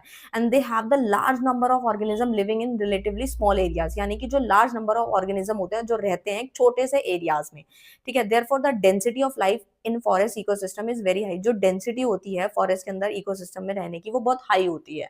And the small change in the ecosystem can effect the whole balance, और जो हमारा इकोसिस्टम के अंदर छोटा सा चेंज भी अगर आ जाता है वो हमारे पूरे होल बैलेंस को बिगाड़ देता है और हमारा इकोसिस्टम भी कोलैप्स कर जाता है, ठीक है। अगर आप, मैं तारीफ नहीं कर रही हूँ बट मैं स्टिल बता रही हूँ कि मैं डिटेल में जानबूझकर चल रही हूँ, थोड़ा बहुत आप लोगों को शॉर्ट में ज्यादा कराऊंगी तो कुछ नहीं होगा, बस आपको मीनिंग समझ में आएगा और आप वहां पे दिक्कत कर जाएगा। अगर क्वेश्चन टेढ़ा मेढ़ा पूछ लिया तो आप नहीं कर पाओगे, इसीलिए मैं बता रही हूँ कि मैं आपको फ्लो चार्ट के साथ साथ आपकी बुकिश लैंग्वेज पे भी पूरा ध्यान दे रही हूँ, सो दैट आपके पेपर में कोई भी कमी ना रह जाए और आप एक ही वीडियो देखने के बाद कोई भी टॉपिक, मैं पूरी कोशिश कर रही हूँ कि कोई टॉपिक छूटे नहीं, क्योंकि एमसीक्यू पेपर है तो भाई बनता ही है कि आप जो है हर एक टॉपिक को करके जाओ। तो मैं नहीं चाहती कि कोई भी टॉपिक छूटे और मैं पूरी कोशिश कर रही हूँ कि हर एक टॉपिक को काउंट कर रही हूँ, यहाँ पे ले रही हूँ, ठीक है। तो यहाँ पे बात आती है, ये मैंने आपको अभी यहाँ पे समझा दिया। उसके बाद आता है कि हमारा जो फॉरेस्ट इकोसिस्टम होता है उसके दो पार्ट्स होते हैं, एक होता है नॉन लिविंग जिसको हम अबायोटिक कहते हैं, एक होता है लिविंग, ठीक है। तो बेसिकली यहाँ पर अगर हम इकोसिस्टम के दो पार्ट्स की बात करें तो ये दो पार्ट्स हैं, ठीक है, ठीक है। तो इतना आपको समझ आ गया कि फॉरेस्ट इकोसिस्टम दो पार्ट्स में डिवाइडेड है, वन इज नॉन लिविंग और and second one is living, ठीक है। तो नॉन लिविंग में क्या आता है, तो मैं यहाँ पे चार्ट भी बना देती हूँ आप लोगों के लिए। तो बेसिकली ये हमारा फॉरेस्ट इकोसिस्टम है, एफई है, जिसमें दो चीजें आती हैं, वन इज नॉन लिविंग जिसको हम अबायोटिक भी बोलते हैं, ठीक है, अबायोटिक भी बोलते हैं, और एक होता है लिविंग जिसके अंदर आपकी क्या आती हैं, बायोटिक चीजें आती हैं, ठीक है। तो जो नॉन लिविंग होती है उसके अंदर the type of forest depend upon abiotic condition at the site, forest on mountains hills differ from those along river valleys, ठीक है। तो बेसिकली यहाँ पे क्या था, the vegetation is specific to the amount of rainfall, local temperature which vary according to, जो कि depend करता है, मतलब ये जो टेम्परेचर है, रेनफॉल किस पर डिपेंड करती है, आपके लैटिट्यूड, ऑल्टीट्यूड, ठीक है, सॉइल टाइप, इस पे डिपेंड करती है। एंड द लिविंग में क्या आता है, the plants and the animal form community that are specific to each forest type. For example अगर बात करूं मैं, जैसे उनकी ईटिंग की हैबिट्स हैं, मूवमेंट्स हो रही है, प्लांट्स की प्रोडक्शन एक्टिविटी है, सांस लेना, ये सारी चीजें किस में आती है, आपकी लिविंग में आती हैं, ठीक है। The evergreen forest of the western Ghat and the northern eastern India has the richest diversity of plants and animal species, ठीक है। तो बेसिकली ये सारी चीजें आती है, मैंने थोड़ा सा डिटेल में बता दिया आप लोगों को, ठीक है। अब चलते हैं अपने शॉर्ट की तरफ, जो कि मैंने यहाँ पे भी वही सारी चीजें लिखी हैं, तो एक बार समझ लो। वही चीजें include different kind of biotic communities यहाँ पाई जाती है, जैसे बंदर वगैरह या टाइगर वगैरह, ये सारी चीजें आपके फॉरेस्ट इकोसिस्टम में, जंगलों में दिखाई देती हैं। और इससे हमें क्या क्या प्रोवाइड होता है, फूड हैबिटेट, जैसे कि जो जानवर वगैरह होते हैं उनका अपना रहने का एक जगह मिल जाती है, हैबिटेट मिल जाता है, ठीक है। जैसे बंदर वगैरह, मोंकी, ये सारी उनको रहने के लिए एक जगह मिल जाती है, ठीक है। अंदर रॉ मटेरियल, ये सारी चीजें होती हैं। आप देखते होगे कि पहले क्या होता था, पहले के जो भी जानवर होते थे वो वहीं सब रहते थे, लेकिन आजकल जिस हिसाब से जो हमारे पेड़ वेड़ कटते जा रहे हैं और हर एक चीज जो है मॉडर्नाइजेशन में कन्वर्ट हो रही है, तो जंगल वगैरह जो है इतने देखने को नहीं मिलते, सो दैट जो हमारे जानवर है वो हमारी स्ट्रीट में और हमारे घरों के पास ज्यादा दिखाई देते हैं, क्योंकि उन बेचारों के पास अब उनका हैबिटेट इतना नहीं रहा जितना पहले हुआ करता था, ठीक है। तो फॉरेस्ट के कुछ बेनिफिट्स हैं, depend upon the forest, forest पे भी डिपेंड करता है, मैनी स्पीसीज सर्वाइव करती है वहां पे जंगलों वगैरह में, ठीक है। तो ये सारी चीजें यहाँ पे आती हैं। आई होप आपको क्लियर है। और इससे हमारे को मेडिसिन, पेपर, ये सब चीजें मिलती हैं और हरा भरा वातावरण जो है वहां पे दिखाई देता है। आई होप आपको क्लियर है। नेक्स्ट पे अगर हम मूव करें तो वो टाइप्स हैं, टाइप ऑफ फॉरेस्ट है। सबसे पहला टाइप आता है कॉनिफेरस फॉरेस्ट, ठीक है। And second one is temperate deciduous, and third one is temperate evergreen forest, and fourth one is temperate rain forest, and last आता है, उसके बाद भी आएगा ट्रॉपिकल रेन फॉरेस्ट, और एक और आता है ट्रॉपिकल सीजनल फॉरेस्ट, ठीक है। तो 1 2 3 4 5 6 हो गए, ठीक है। एंड जो लास्ट वन आता है वो आता है सब ट्रॉपिकल रेन फॉरेस्ट, 7 हो गए टोटल। तो इसको जो है हम समझ लेते हैं, इसकी छोटी छोटी सी मैं आपके कीवर्ड्स बना के लेकर आई हूँ सो दैट आपको इजिली समझ आए। तो जो आपका कॉनिफेरस फॉरेस्ट होता है, इसके अंदर रेनफॉल यानी कि बारिश बहुत हाई लेवल से होती है, और इसके अंदर जो विंटर्स होते हैं काफी लॉन्ग होते हैं with short summer, summer short होता है और विंटर सीजन जो होता है वो काफी लंबा चलता है। इसमें आपको कुछ एनिमल्स वगैरह दिखाई देते हैं, जैसे वॉल्फ, बियर, लिनक्स, ये सब दिखाई देते हैं। प्लांट्स की कुछ कैटेगरी है, जैसे पाइन ट्री हो गया, फिर हो गया, ये सारे आपको प्लांट्स की कैटेगरी इस एरियाज में दिखाई देती है, इन फॉरेस्ट में दिखाई देती है, इन जंगलों में। नेक्स्ट आता है टेम्परेट डेसिडियस में क्या होता है, जो लैटिट्यूड एरिया होता है वो मिड में होता है। फॉर एग्जाम्पल आपको इस तरीके से, ये अलग है, इसको मैं अलग मार्क कर देती हूँ। आपको इस तरीके से समझना है, ये हमारा अर्थ का एरिया, और ये जो ऊपर वाले जो एरियाज होते हैं वो पोलर एरियाज है। एंड पोलर का जो ये वाला यानी कि जो हमारी ट्रॉपिक लेवल की जो लाइंस है, इसके जस्ट ऊपर ये वाला जो एरिया होता है वो आपका टेम्परेट डेसिडियस कहलाता है, ठीक है। तो इसमें क्या होता है, ये season change with the season, seasons के साथ चेंज होता है, और इनके जो ट्रीज की जो हाइट होती है बहुत ही लंबी होती है, और ये काफी ब्रॉड होते हैं ट्रीज, 40 to 45 मीटर ब्रॉड होते हैं, और एनिमल्स यहाँ पे जैसे डियर, ग्रे फॉक्स, ये सब देखने को मिल जाते हैं। नेक्स्ट आता है थर्ड वाला, जो कि मैंने अलग से पेज पे बनाया ताकि आपको जो है क्लियर चीजें समझ में आए, ठीक है। एक ही पेज पे काफी खिचड़ी मच जाती है, इसलिए मैंने अलग बना दिया। नेक्स्ट आता है टेम्परेट एवरग्रीन फॉरेस्ट, जो मैंने समझाया, यहाँ के जो फॉरेस्ट होते हैं, जो जंगल होते हैं, जिसके अंदर आपके जो पेड़ पौधे होते हैं वो टॉल होते हैं और हरे भरे होते हैं, ग्रीन होते हैं, जो इनकी पत्तियां होती हैं काफी लॉन्ग होती हैं और नैरो एंडिंग होती है, ठीक है, घुमावदार होती है, तिरछी टाइप की। तो रेनफॉल ऑफ ओवर जो होता है वो 200 सेंटीमीटर होता है, और जो इनका एनुअल टेम्परेचर रहता है इन फॉरेस्ट का वो 22 डिग्री सेल्सियस के अराउंड रहता है, ठीक है। ट्रीज की कैटेगरी क्या रहती है, तो रोजवुड होता है, और मेहोगेनी के जो ट्रीज हैं वो यहाँ पे दिखाई देते हैं। फिर आता है टेम्परेट रेन फॉरेस्ट क्या होता है। तो ये ना टॉपिक जो है वो आपको याद करने का है, क्योंकि ये सारी चीजें तो आपको याद ही करनी पड़ेंगी कि कौन से फॉरेस्ट के अंदर कितना रेनफॉल का रहता है, टेम्परेचर कितना रहता है, तो ये सारी चीजें अभी मैंने शॉर्ट में लिखा है। वैसे अगर डिटेल में जाओगे तो ऐसा बहुत सारे पॉइंट है, लेकिन जो मेन जहां से क्वेश्चन बनते हैं मैं सिर्फ वही बनाकर लेकर आई हूँ। तो रेनफॉल काफी हाई रहती है, diversity of plants and animal much low रहता है, फॉरेस्ट जो होता है काफी ठंडा रहता है, कोल्डर रहता है। ट्रॉपिकल रेन फॉरेस्ट में क्या होता है, टेम्परेचर ह्यूमिडिटी बहुत हाई होती है, एनुअल रेनफॉल इसकी 200 सेंटीमीटर रहती है। Half of the animal plant species जो होते हैं वो फाउंड होते हैं रेन फॉरेस्ट के अंदर। मतलब अगर हम जानवरों की बात करें, स्पीसीज, प्लांट स्पीसीज की बात करें, तो वो आधे से ज्यादा जो आबादी होती है वो इन जंगलों में, फॉरेस्ट में दिखाई पड़ती है। जैसे आपके मोंकी है, फ्लाइंग स्क्वेरल है, कैट्स है, लिपेड है, ये सारे जानवर यहाँ देखने को इन जंगलों में मिलते हैं, ठीक है। तो आप ये सोचोगे कि ऐसे तो बहुत सारे फॉरेस्ट, हमने तो सिर्फ फॉरेस्ट सुना था, तो फॉरेस्ट में भी कैटेगरी होती है। जी हाँ, होती है, टेम्परेचर वाइज और कितनी रेनफॉल होती है उसके अकॉर्डिंग जानवर वहां पे देखने को मिलते हैं। तो आप इसको इस तरीके से समझ सकते हो कि अगर आप इंडिया के अंदर रह रहे हो तो आप किसी फॉरेस्ट में जाते हो, जंगल वगैरह में देखते होगे, तो वहाँ पे अलग तरीके के जानवर होते हैं, ठीक है। चिड़ियाघर वगैरह में जाते होगे तो इस तरीके से खाली प्लेस है वो, और अगर आप किसी दूसरी कंट्रीज में जाते हो तो अलग तरह के जानवर देखने को मिलते हैं। तो ये सारी चीजें होती हैं। नेक्स्ट आता है ट्रॉपिकल सीजनल फॉरेस्ट होता है। नेक्स्ट आता है सब ट्रॉपिकल रेन फॉरेस्ट। तो ट्रॉपिकल सीजनल फॉरेस्ट नाम से क्लियर, सीजनल यानी कि एनुअल रेनफॉल इसकी बहुत हाई रहती है। ट्रीज ड्रॉप सम और all of the leaves during the dry season monsoon forest, यानी कि पत्तियां जो होती है वो उगती है फिर झड़ती है, ऐसे चलता रहता है, फिर उग जाती है फिर झड़ती है। मॉनसून फॉरेस्ट के नाम से आप इसको समझ सकते हो, और इसको याद करने का तरीका क्या है, मॉनसून ही है, ठीक है। अगर आप मॉनसून से याद रखोगे तो आप समझ जाना कि ये पत्तियां झड़ना उगना ये सब चलता रहेगा इसके अंदर। सब ट्रॉपिकल रेन फॉरेस्ट में क्या होता है, रेनफॉल फिर से हाई रहती है, टेम्परेचर इसका लो रहता है, कौन से बंदर, लीपर्ड, कैट, मंकी, ये सब जानवर यहाँ ज्यादातर देखने को मिलते हैं और इसका वेजिटेशन काफी थिक होता है। तो ये था पूरा का पूरा टाइप्स जो मैंने आपको जो है बता दिया, इसको बस अच्छे से रट्टा मार लेना, ठीक है। आई होप आपको क्लियर है। उसके बाद अगर हम लोग बात करें डेजर्ट इकोसिस्टम के बारे में, ठीक है, तो वो एक बार हम अच्छे से समझ लेते हैं।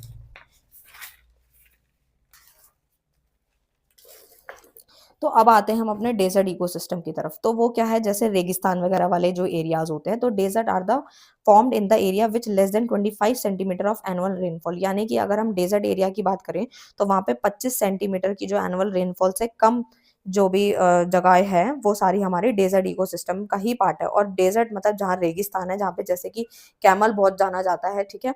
और यहाँ पे क्या होता है, दिन में तो बहुत ज्यादा गर्मी होती है। बहुत सारे बच्चे होंगे जो आप में से जो रेगिस्तान के एरियाज में गए होंगे, ठीक है। तो जैसे राजस्थान हो गया, ठीक है, ये सब हो गया, बीकानेर हो गया, ये सारे जितने भी एरियाज हैं, सारे जितने भी आगे आप बढ़ोगे तो आप देखेंगे कि वहां पे रेगिस्तान का पूरा एरिया है, ठीक है।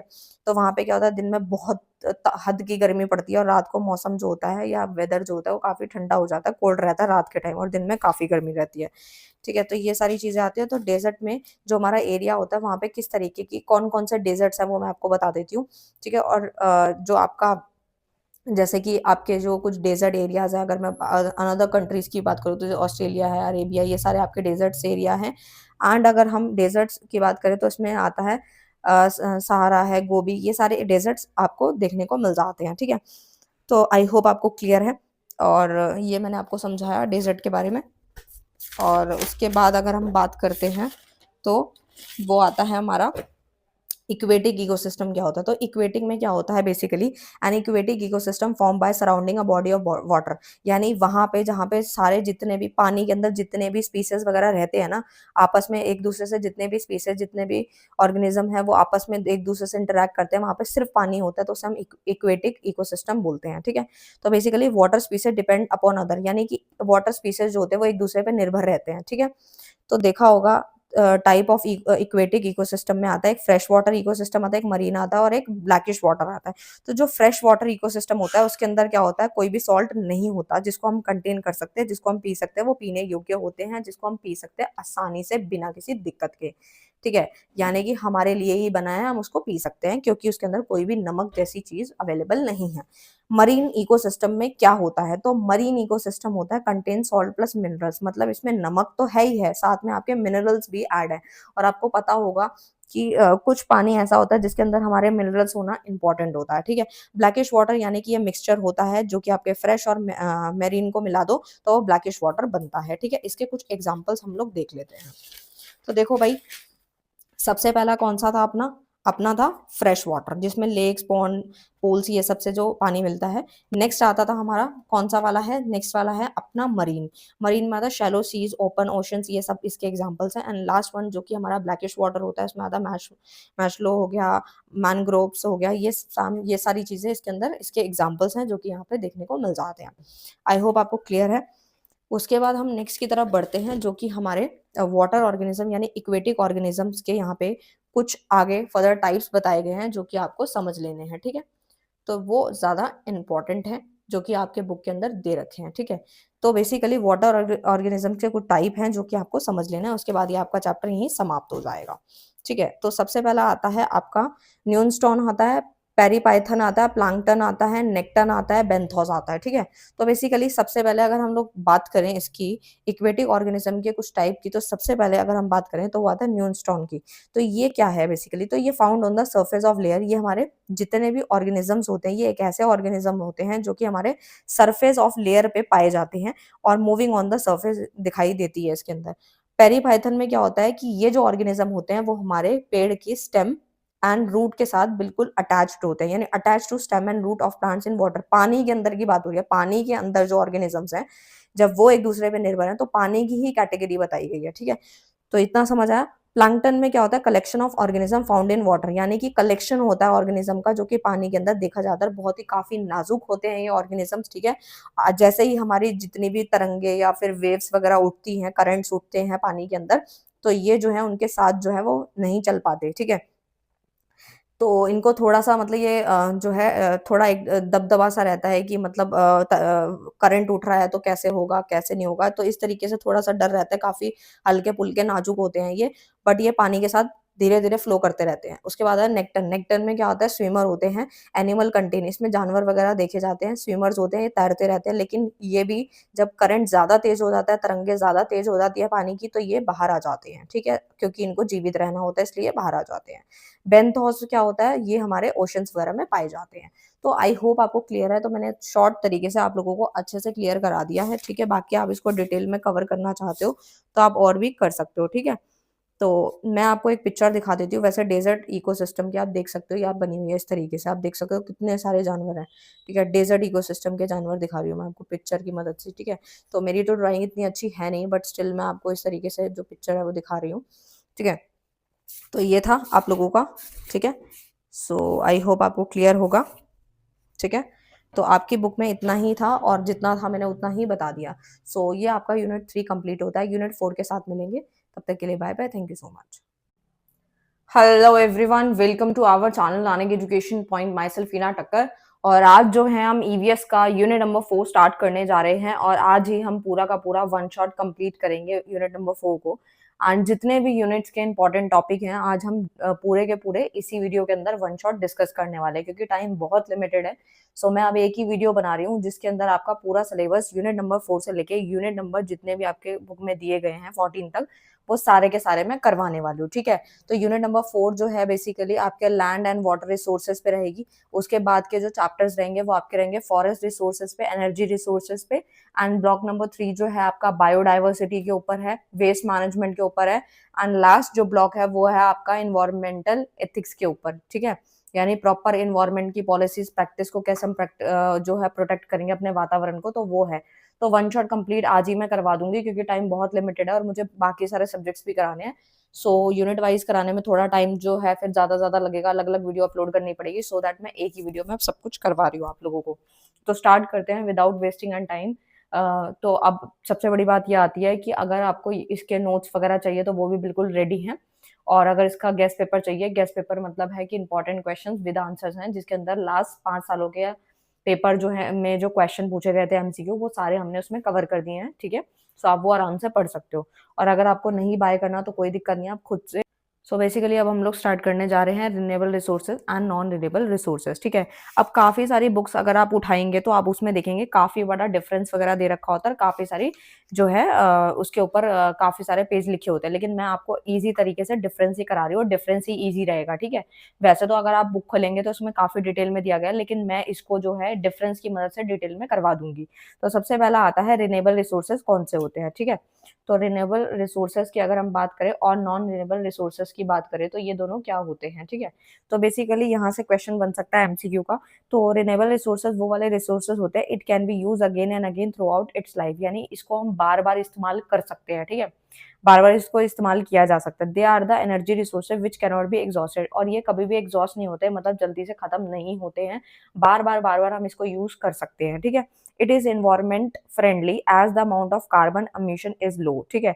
And the resources are present in unlimited quantity, यानी ये जो हमारे वातावरण के अंदर ना अनलिमिटेड क्वांटिटी में पाए जाते हैं, ठीक है? तभी ये जल्दी से खत्म नहीं होते और हम इसको बार बार इस्तेमाल कर सकते हैं। फॉर एग्जाम्पल जैसे सनलाइट है, तो आप उसको बार बार यूज कर पा रहे हो, पानी है, विंड है, ये सारी चीजें जो हैं हमारे एग्जाम्पल हैं।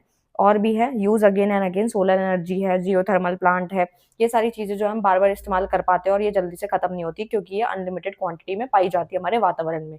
और ये उसका उल्टा है, यानी कि नॉन रिन्यूएबल रिसोर्स है, नॉन आ गया तो इट कैन नॉट बी, यहाँ पे आएगा can not B use again and again, इसको आप बार बार इस्तेमाल नहीं कर सकते, क्योंकि ये एक ना एक टाइम पर जो है आकर के खत्म हो जाती है, यानी कि डिप्लीटेड वन डे, ठीक है? और ये बहुत लिमिटेड क्वांटिटी में पाई जाती है हमारे एनवायरनमेंट में। They are the energy resources which can be exhausted one day, एक दिन तो आगे ये खत्म हो जाती है अगर हम इसका ज्यादा इस्तेमाल करते हैं तो। जैसे कि इसका एग्जांपल क्या है, पेट्रोल है, ऑयल है, फॉसिल फ्यूल है, इसको अगर आप ज्यादा एक्सेस में यूज करोगे तो एक टाइम पे खत्म हो जाएगी। तभी आप देखते हो कि जैसे कि पेट्रोल वगैरह के प्राइसेस वगैरह बढ़ते रहते हैं, डे बाय डे बढ़ते रहते हैं। क्यों बढ़ते हैं? इसीलिए बढ़ते हैं ताकि घर में अगर ज्यादा व्हीकल्स होंगे और पेट्रोल सस्ता होगा तो हम बार बार उसका अनलिमिटेड यूज करेंगे और एक टाइम पे आगे खत्म हो जाएंगे, तो आने वाली जनरेशन जो होगी, जो फ्यूचर जनरेशन होगी, वो उसका इस्तेमाल नहीं कर पाएगी। सो दैट प्राइसेस बढ़ते रहते हैं उन्हीं चीजों के, कि ताकि जो है हम अपनी लिमिट में रह के उसको इस्तेमाल करें, ठीक है, क्योंकि वो हमारी लिमिटेड क्वांटिटी में ही पाई जाती है हमारे वातावरण में। इट इज नॉट, ये हमारे इन्वायरमेंट फ्रेंडली भी नहीं होती। Amount of carbon emission is high, इसका कार्बन एमिशन हाई होता है, इसमें लो होता है। These resources are present in limited quantity only, ये लिमिटेड क्वांटिटी में ही पाई जाती है, ठीक है। तो आई होप आपको क्लियर हो गया होगा। अब दोबारा से एक छोटा सा डिफरेंस मैं फटाफट से आपको जो है गो थ्रू करा देती हूँ। रिन्यूएबल रिसोर्सेज जिसको हम जो है बार बार इस्तेमाल कर सकते हैं और बहुत अनलिमिटेड क्वांटिटी में पाई जाती है, उसे हम रिन्यूएबल रिसोर्सेज कहते हैं, जैसे कि वाटर, सनलाइट, विंड, ये सब एग्जांपल हैं। Non renewable resources means that कि ये हमारे एक टाइम पे आके खत्म हो जाती है अगर हम इसका एक्सेसिव यूज करते हैं। इसीलिए कुछ चीज़ों का प्राइजेस हमें टाइम टू टाइम जो है सरकार बढ़ाती रहती है, ताकि वो एक टाइम पे आके खत्म ना हो और हम उसका लिमिटेड इस्तेमाल कर पाए। तो आई होप आपको क्लियर है ये डिफरेंस अच्छे से। अब हम समझ लेते हैं कि वाटर साइकिल एक्चुअल में होती क्या है। तो आपको वाटर साइकिल समझने के लिए ये 4 कॉन्सेप्ट समझने पड़ेंगे, ठीक है। तो वाटर साइकिल जो है, जो बेसिकली अभी हमने पढ़ा कि वो क्या है, रिन्यूएबल रिसोर्स है जो कि कभी खत्म होने वाला नहीं है, ठीक है। तो बेसिकली जो वाटर है मोस्ट प्रीशियस रिन्यूएबल रिसोर्स है हमारे अर्थ पे, defining our planet as a glowing blue marble floating in a frozen black of space. Life cannot exist without water, हम अपनी लाइफ सोच भी नहीं सकते पानी के बिना। दिस इंक्लूड्स, ये सिर्फ मैं अभी पानी के बारे में बता रही हूँ आपको, this include human who cannot live more than a few day without water, कुछ दिन से ज्यादा अगर उसको पानी नहीं मिलेगा तो वो जीवित नहीं रह पाएगा। ऑल्सो वाटर कवर, पानी जो है वो कवर करता है 71% of earth surface. Fresh water is limited है हमारे यहाँ पे, 97% सॉल्ट वाटर होता है। Of the remaining 3% less than 1% is fresh water and the flow in our streams and lake और in store in ground water, ठीक है, तो वहां पे भी स्टोर होता है। तो ये आपको समझ आ गया होगा, ये वाटर के बारे में कुछ बातें बताई है मैंने। तो अगर मैं वाटर साइकिल के बारे में बात करूँ तो वाटर साइकिल क्या होती है एक्चुअल में अगर हम बात करें तो, ठीक है, the water we use now in the same supply, in the same supply that has been on the earth for billions of years, it is a quality is renewable repeatedly on the natural water, ठीक है। Water itself the only substance that exist in liquid, gas, solid, वो तीनों states में देखा जाता है existence उसकी पानी की होती है, ठीक है। और पानी जो है वो इवेपोरेट हो जाता है फ्रॉम ओशन से, रिवर से, लेक से। Water is a liquid form, rises into atmosphere where it is condense to form of clouds. तो अब आपको ये समझना है कि वाटर की साइकिल किस तरीके से चलती रहती है। तो उसके लिए 4 कॉन्सेप्ट समझने हैं आपको। मैंने अभी वाटर भी समझा दिया अलग से, और आपको रिन्यूएबल वाटर रिसोर्सेज भी समझा दिया, और पानी हमारे लिए कितना जरूरी है वो भी बता दिया। अगर एक्स्ट्रा में कुछ पूछे तो आप वो भी लिख सकते हो। वाटर साइकिल समझने के लिए आप ये समझ सकते हो, जैसे ये बादल वगैरह बने हैं, सूरज वगैरह, हम कपड़े वगैरह धोते हैं, ठीक है, इसका बेस्ट एग्जाम्पल है। तो कपड़े वगैरह अगर हम धोते हैं तो उसका जितना भी पानी होता है वो सारा, जो एक्स्ट्रा पानी होता है जो भरा हुआ होता है कपड़ों के अंदर, वो तो नीचे गिर जाता है, ठीक है। और जो एक्स्ट्रा का एक्सेस पानी होता है वो ऊपर में उड़ जाता है, ठीक है। और उड़ने के बाद जब ऊपर इकट्ठा हो जाता है तो बारिश की फॉर्म में नीचे आ जाता है, ठीक है। ये सारे प्रोसेस हम लोगों ने ऑलरेडी प्रीवियस क्लासेस में पढ़ रखे हैं। तो वाटर साइकिल किस तरीके से काम करता है वो आपको यहाँ पे 4 टॉपिक से समझने हैं। तो जैसे होता है इवेपोरेशन क्या है, तो इवेपोरेशन के लिए आपको ये समझना है कि जब लिक्विड जो है वो वेपर में बदल जाता है तो उसे हम इवेपोरेशन बोलते हैं, ठीक है। जो मैंने अभी आपको कपड़ों वगैरह का एग्जाम्पल दिया, या फिर पानी भी आप जमीन वगैरह पे देखते हो कि काफी सारा पानी जमीन पे डाल देते हैं हम लोग, गिर जाता है, ठीक है। तो वो एक्सेस वाला तो हम कर देते हैं, लेकिन जो बहुत ज्यादा, जो थोड़ा थोड़ा रह जाता है तो वो तो उड़ जाता है, ठीक है, वेपर की फॉर्म में उड़ जाता है। तो वही है हमारा इवेपोरेशन, की लिक्विड जो है वो वेपर में बदल गया।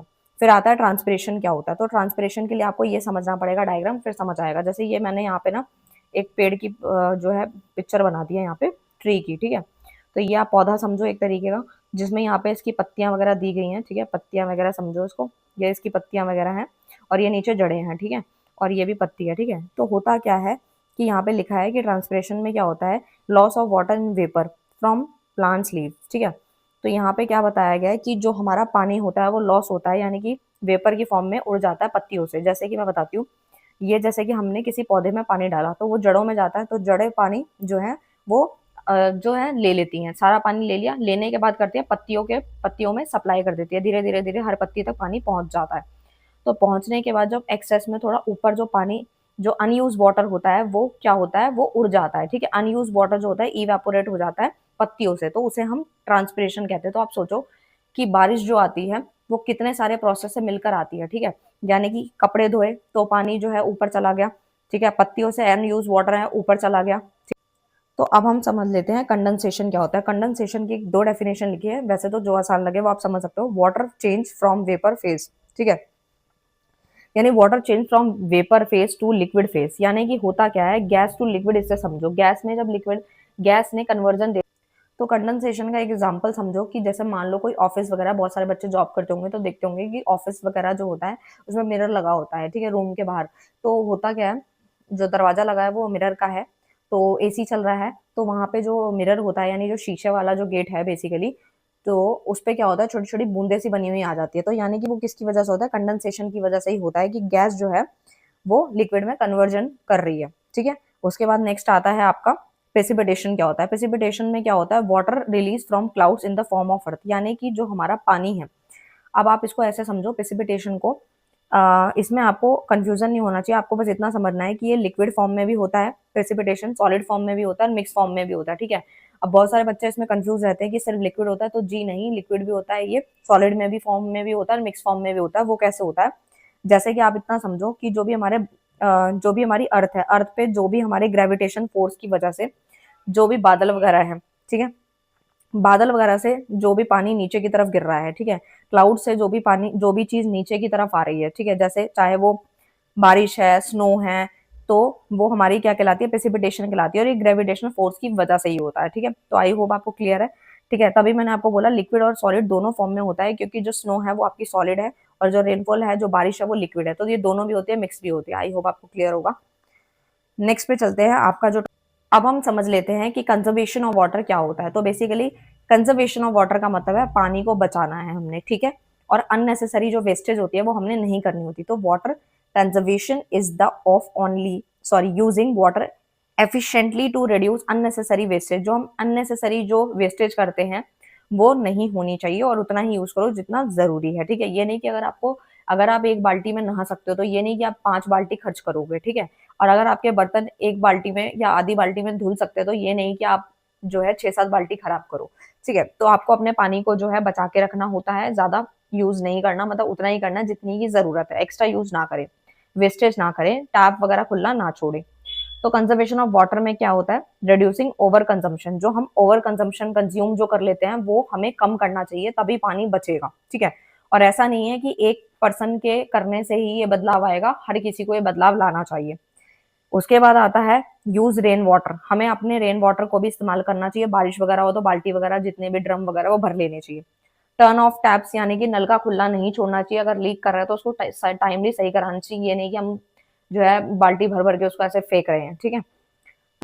नेक्स्ट आपका आता है डिसैलिनेशन ऑफ सी वाटर। इसमें क्या होता है, ये एक तरीके का प्रोसेस होता है, process of removing dissolve salt, यानी जितने भी हमारे डिजोल्व सॉल्ट्स होते हैं या मिनरल्स होते हैं फ्रॉम सेलाइन वाटर से, ये रिमूव करता है, द प्रोसेस रिमूविंग, यानी कि क्या डिसैलिनेशन ही है ऐसा प्रोसेस है जिसमें हम क्या करते हैं, हमारे डिजोल्व सॉल्ट्स एंड मिनरल को सेलाइन वाटर से रिमूव किया जाता है, such as sea water, to make it suitable for drinking, irrigation और इंडस्ट्रियल यूज के लिए इस्तेमाल में लाया जाता है।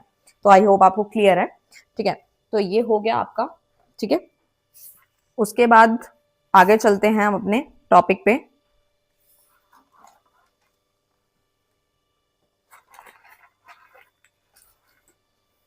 नेक्स्ट आता है आपका नॉन रिन्यूएबल लैंड रिसोर्सेज, ठीक है। तो ये आपका टॉपिक है, इसको समझते हैं। इसमें क्या होता है, जैसे लैंड है तो ये किसके द्वारा, नेचर के द्वारा प्रोड्यूस हुई है, जिसको हमने खुद तो क्रिएट नहीं किया। जब हम पैदा हुए थे तो हमें बाय बर्थ देखने को लैंड वगैरह मिली थी। तो land is under great pressure due to increase in population, और इसके ऊपर तो मैं जितनी लाइनें बोलूँ उतनी कम है। आज हमारे लैंड पे बहुत ज्यादा पॉपुलेशन बढ़ने के कारण, तो इस चीज के बारे में कभी हमने सोचा नहीं, बट अगर हम इसके बारे में थोड़ा ध्यान पूर्वक सोचे तो बहुत प्रेशर है हमारे किसके ऊपर, लैंड के ऊपर, ठीक है, पॉपुलेशन के बढ़ने की वजह से, ठीक है। अब होता क्या है कि जैसे जैसे जनसंख्या बढ़ती जा रही है, ठीक है, तो लैंड पे प्रेशर आ रहा है, ठीक है। तो ये चीज हमारे रिसोर्सेज को भी कहीं ना कहीं खराब कर रही है। लैंड मैनेजमेंट में क्या होता है, high population require more land for cultivation, यानी कि अगर पॉपुलेशन, जनसंख्या ज्यादा है तो हर चीज ज्यादा यूज करेगी, यानी कि उसको खाने को भी ज्यादा चाहिए, ठीक है। अगर हम अपने भारत देश की बात करें तो आप देख सकते हो कि कितनी ज्यादा आबादी बढ़ रही है, मैंने तो सिर्फ भारत देश के बारे में बात कर रही हूँ, ठीक है। तो इसी तरीके से अगर आबादी बढ़ती जाएगी, पॉपुलेशन बढ़ती जाएगी, तो हमारे को ज्यादा से ज्यादा कल्टीवेशन जो है वो करना पड़ेगा, ठीक है। इसी तरीके से जो है कि जब जनसंख्या ज्यादा होगी तो ज्यादा हम लोगों को जो है खाने को चाहिए, सब्जियाँ, फ्रूट्स ये सब चाहिए, और फिर उससे फिर वेस्ट भी होगा, पैदा ज़्यादा होगा, तो हमारा जो बैलेंस है जो लैंड का वो बिगड़ता चला जाएगा, ठीक है? तो लैंड मैनेजमेंट इस तरीके से है। एसेंशियल रिसोर्सेज कौन से यूज़ फॉर वेरियस पर्पस के लिए हम इसको इस्तेमाल में लाते हैं, ठीक है? तो बेसिकली जो लैंड मैनेजमेंट है वो आप जो है अपनी बुक से भी इसको एक्स्ट्रा में अगर पढ़ना चाहो तो आप उसको पढ़ सकते हो, ठीक है? तो ये था आपका।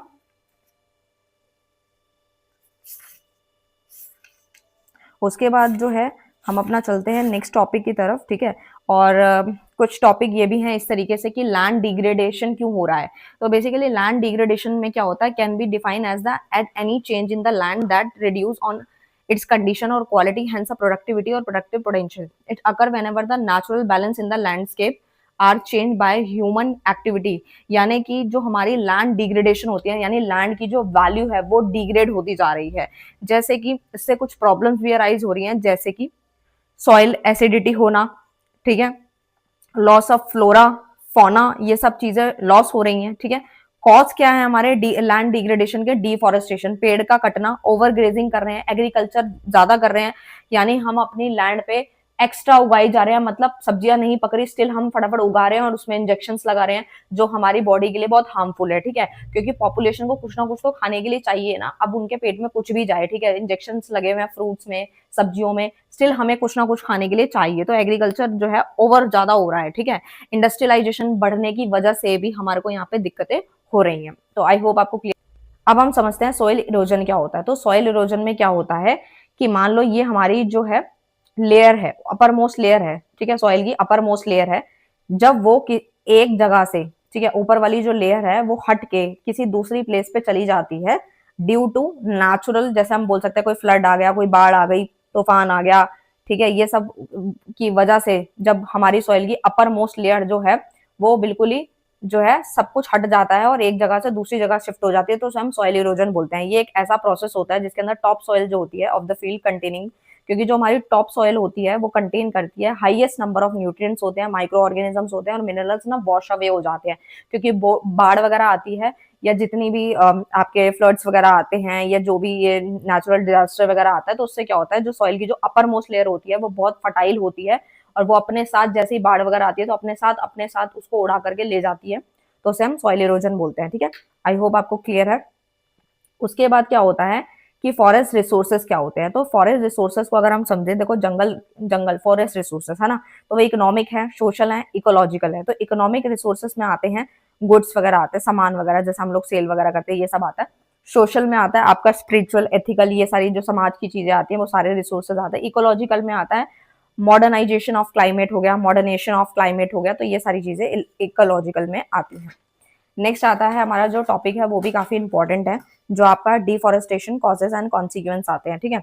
तो बेसिकली डिफॉरेस्टेशन का मतलब क्या होता है, डिफॉरेस्टेशन का मतलब ये पेड़ है, पेड़ को सीधा काट दो, ठीक है, कट कर दो, तो वो क्या है, डिफॉरेस्टेशन है। तो यानी forest soil contain much organic matter, currently 12 million hectares of forest are cleared annually, यानी कि हर साल 12 मिलियन हेक्टर जो फॉरेस्ट है उसको क्लियर करा जा रहा है, करंटली का डेटा अगर हम बताए तो डिफॉरेस्टेशन बहुत ज्यादा हो रहा है। पेड़ों की कटाई क्यों हो रही है, क्योंकि हमारे यहाँ पे मॉडर्नाइजेशन हो रहा है, मेट्रो सिटीज हो रही हैं, मेट्रोज आ रही हैं, मॉल्स वगैरह बन रहे हैं, इंडस्ट्रीज बन रही हैं, जिसकी वजह से पेड़ कटता जा रहा है। और अगर पेड़ कटेगा तो हमारे को यहाँ पे सांस लेने में दिक्कत हो जाती है, ठीक है, बट स्टिल हमारे यहाँ पे हम हैबिचुअल हो चुके हैं उस चीज के कि हमने जितने पेड़ काटे उसके बदले क्या हमने सोचा कि हम इतने पेड़ लगाएं, कभी सोचा इस बारे में, नहीं सोचा।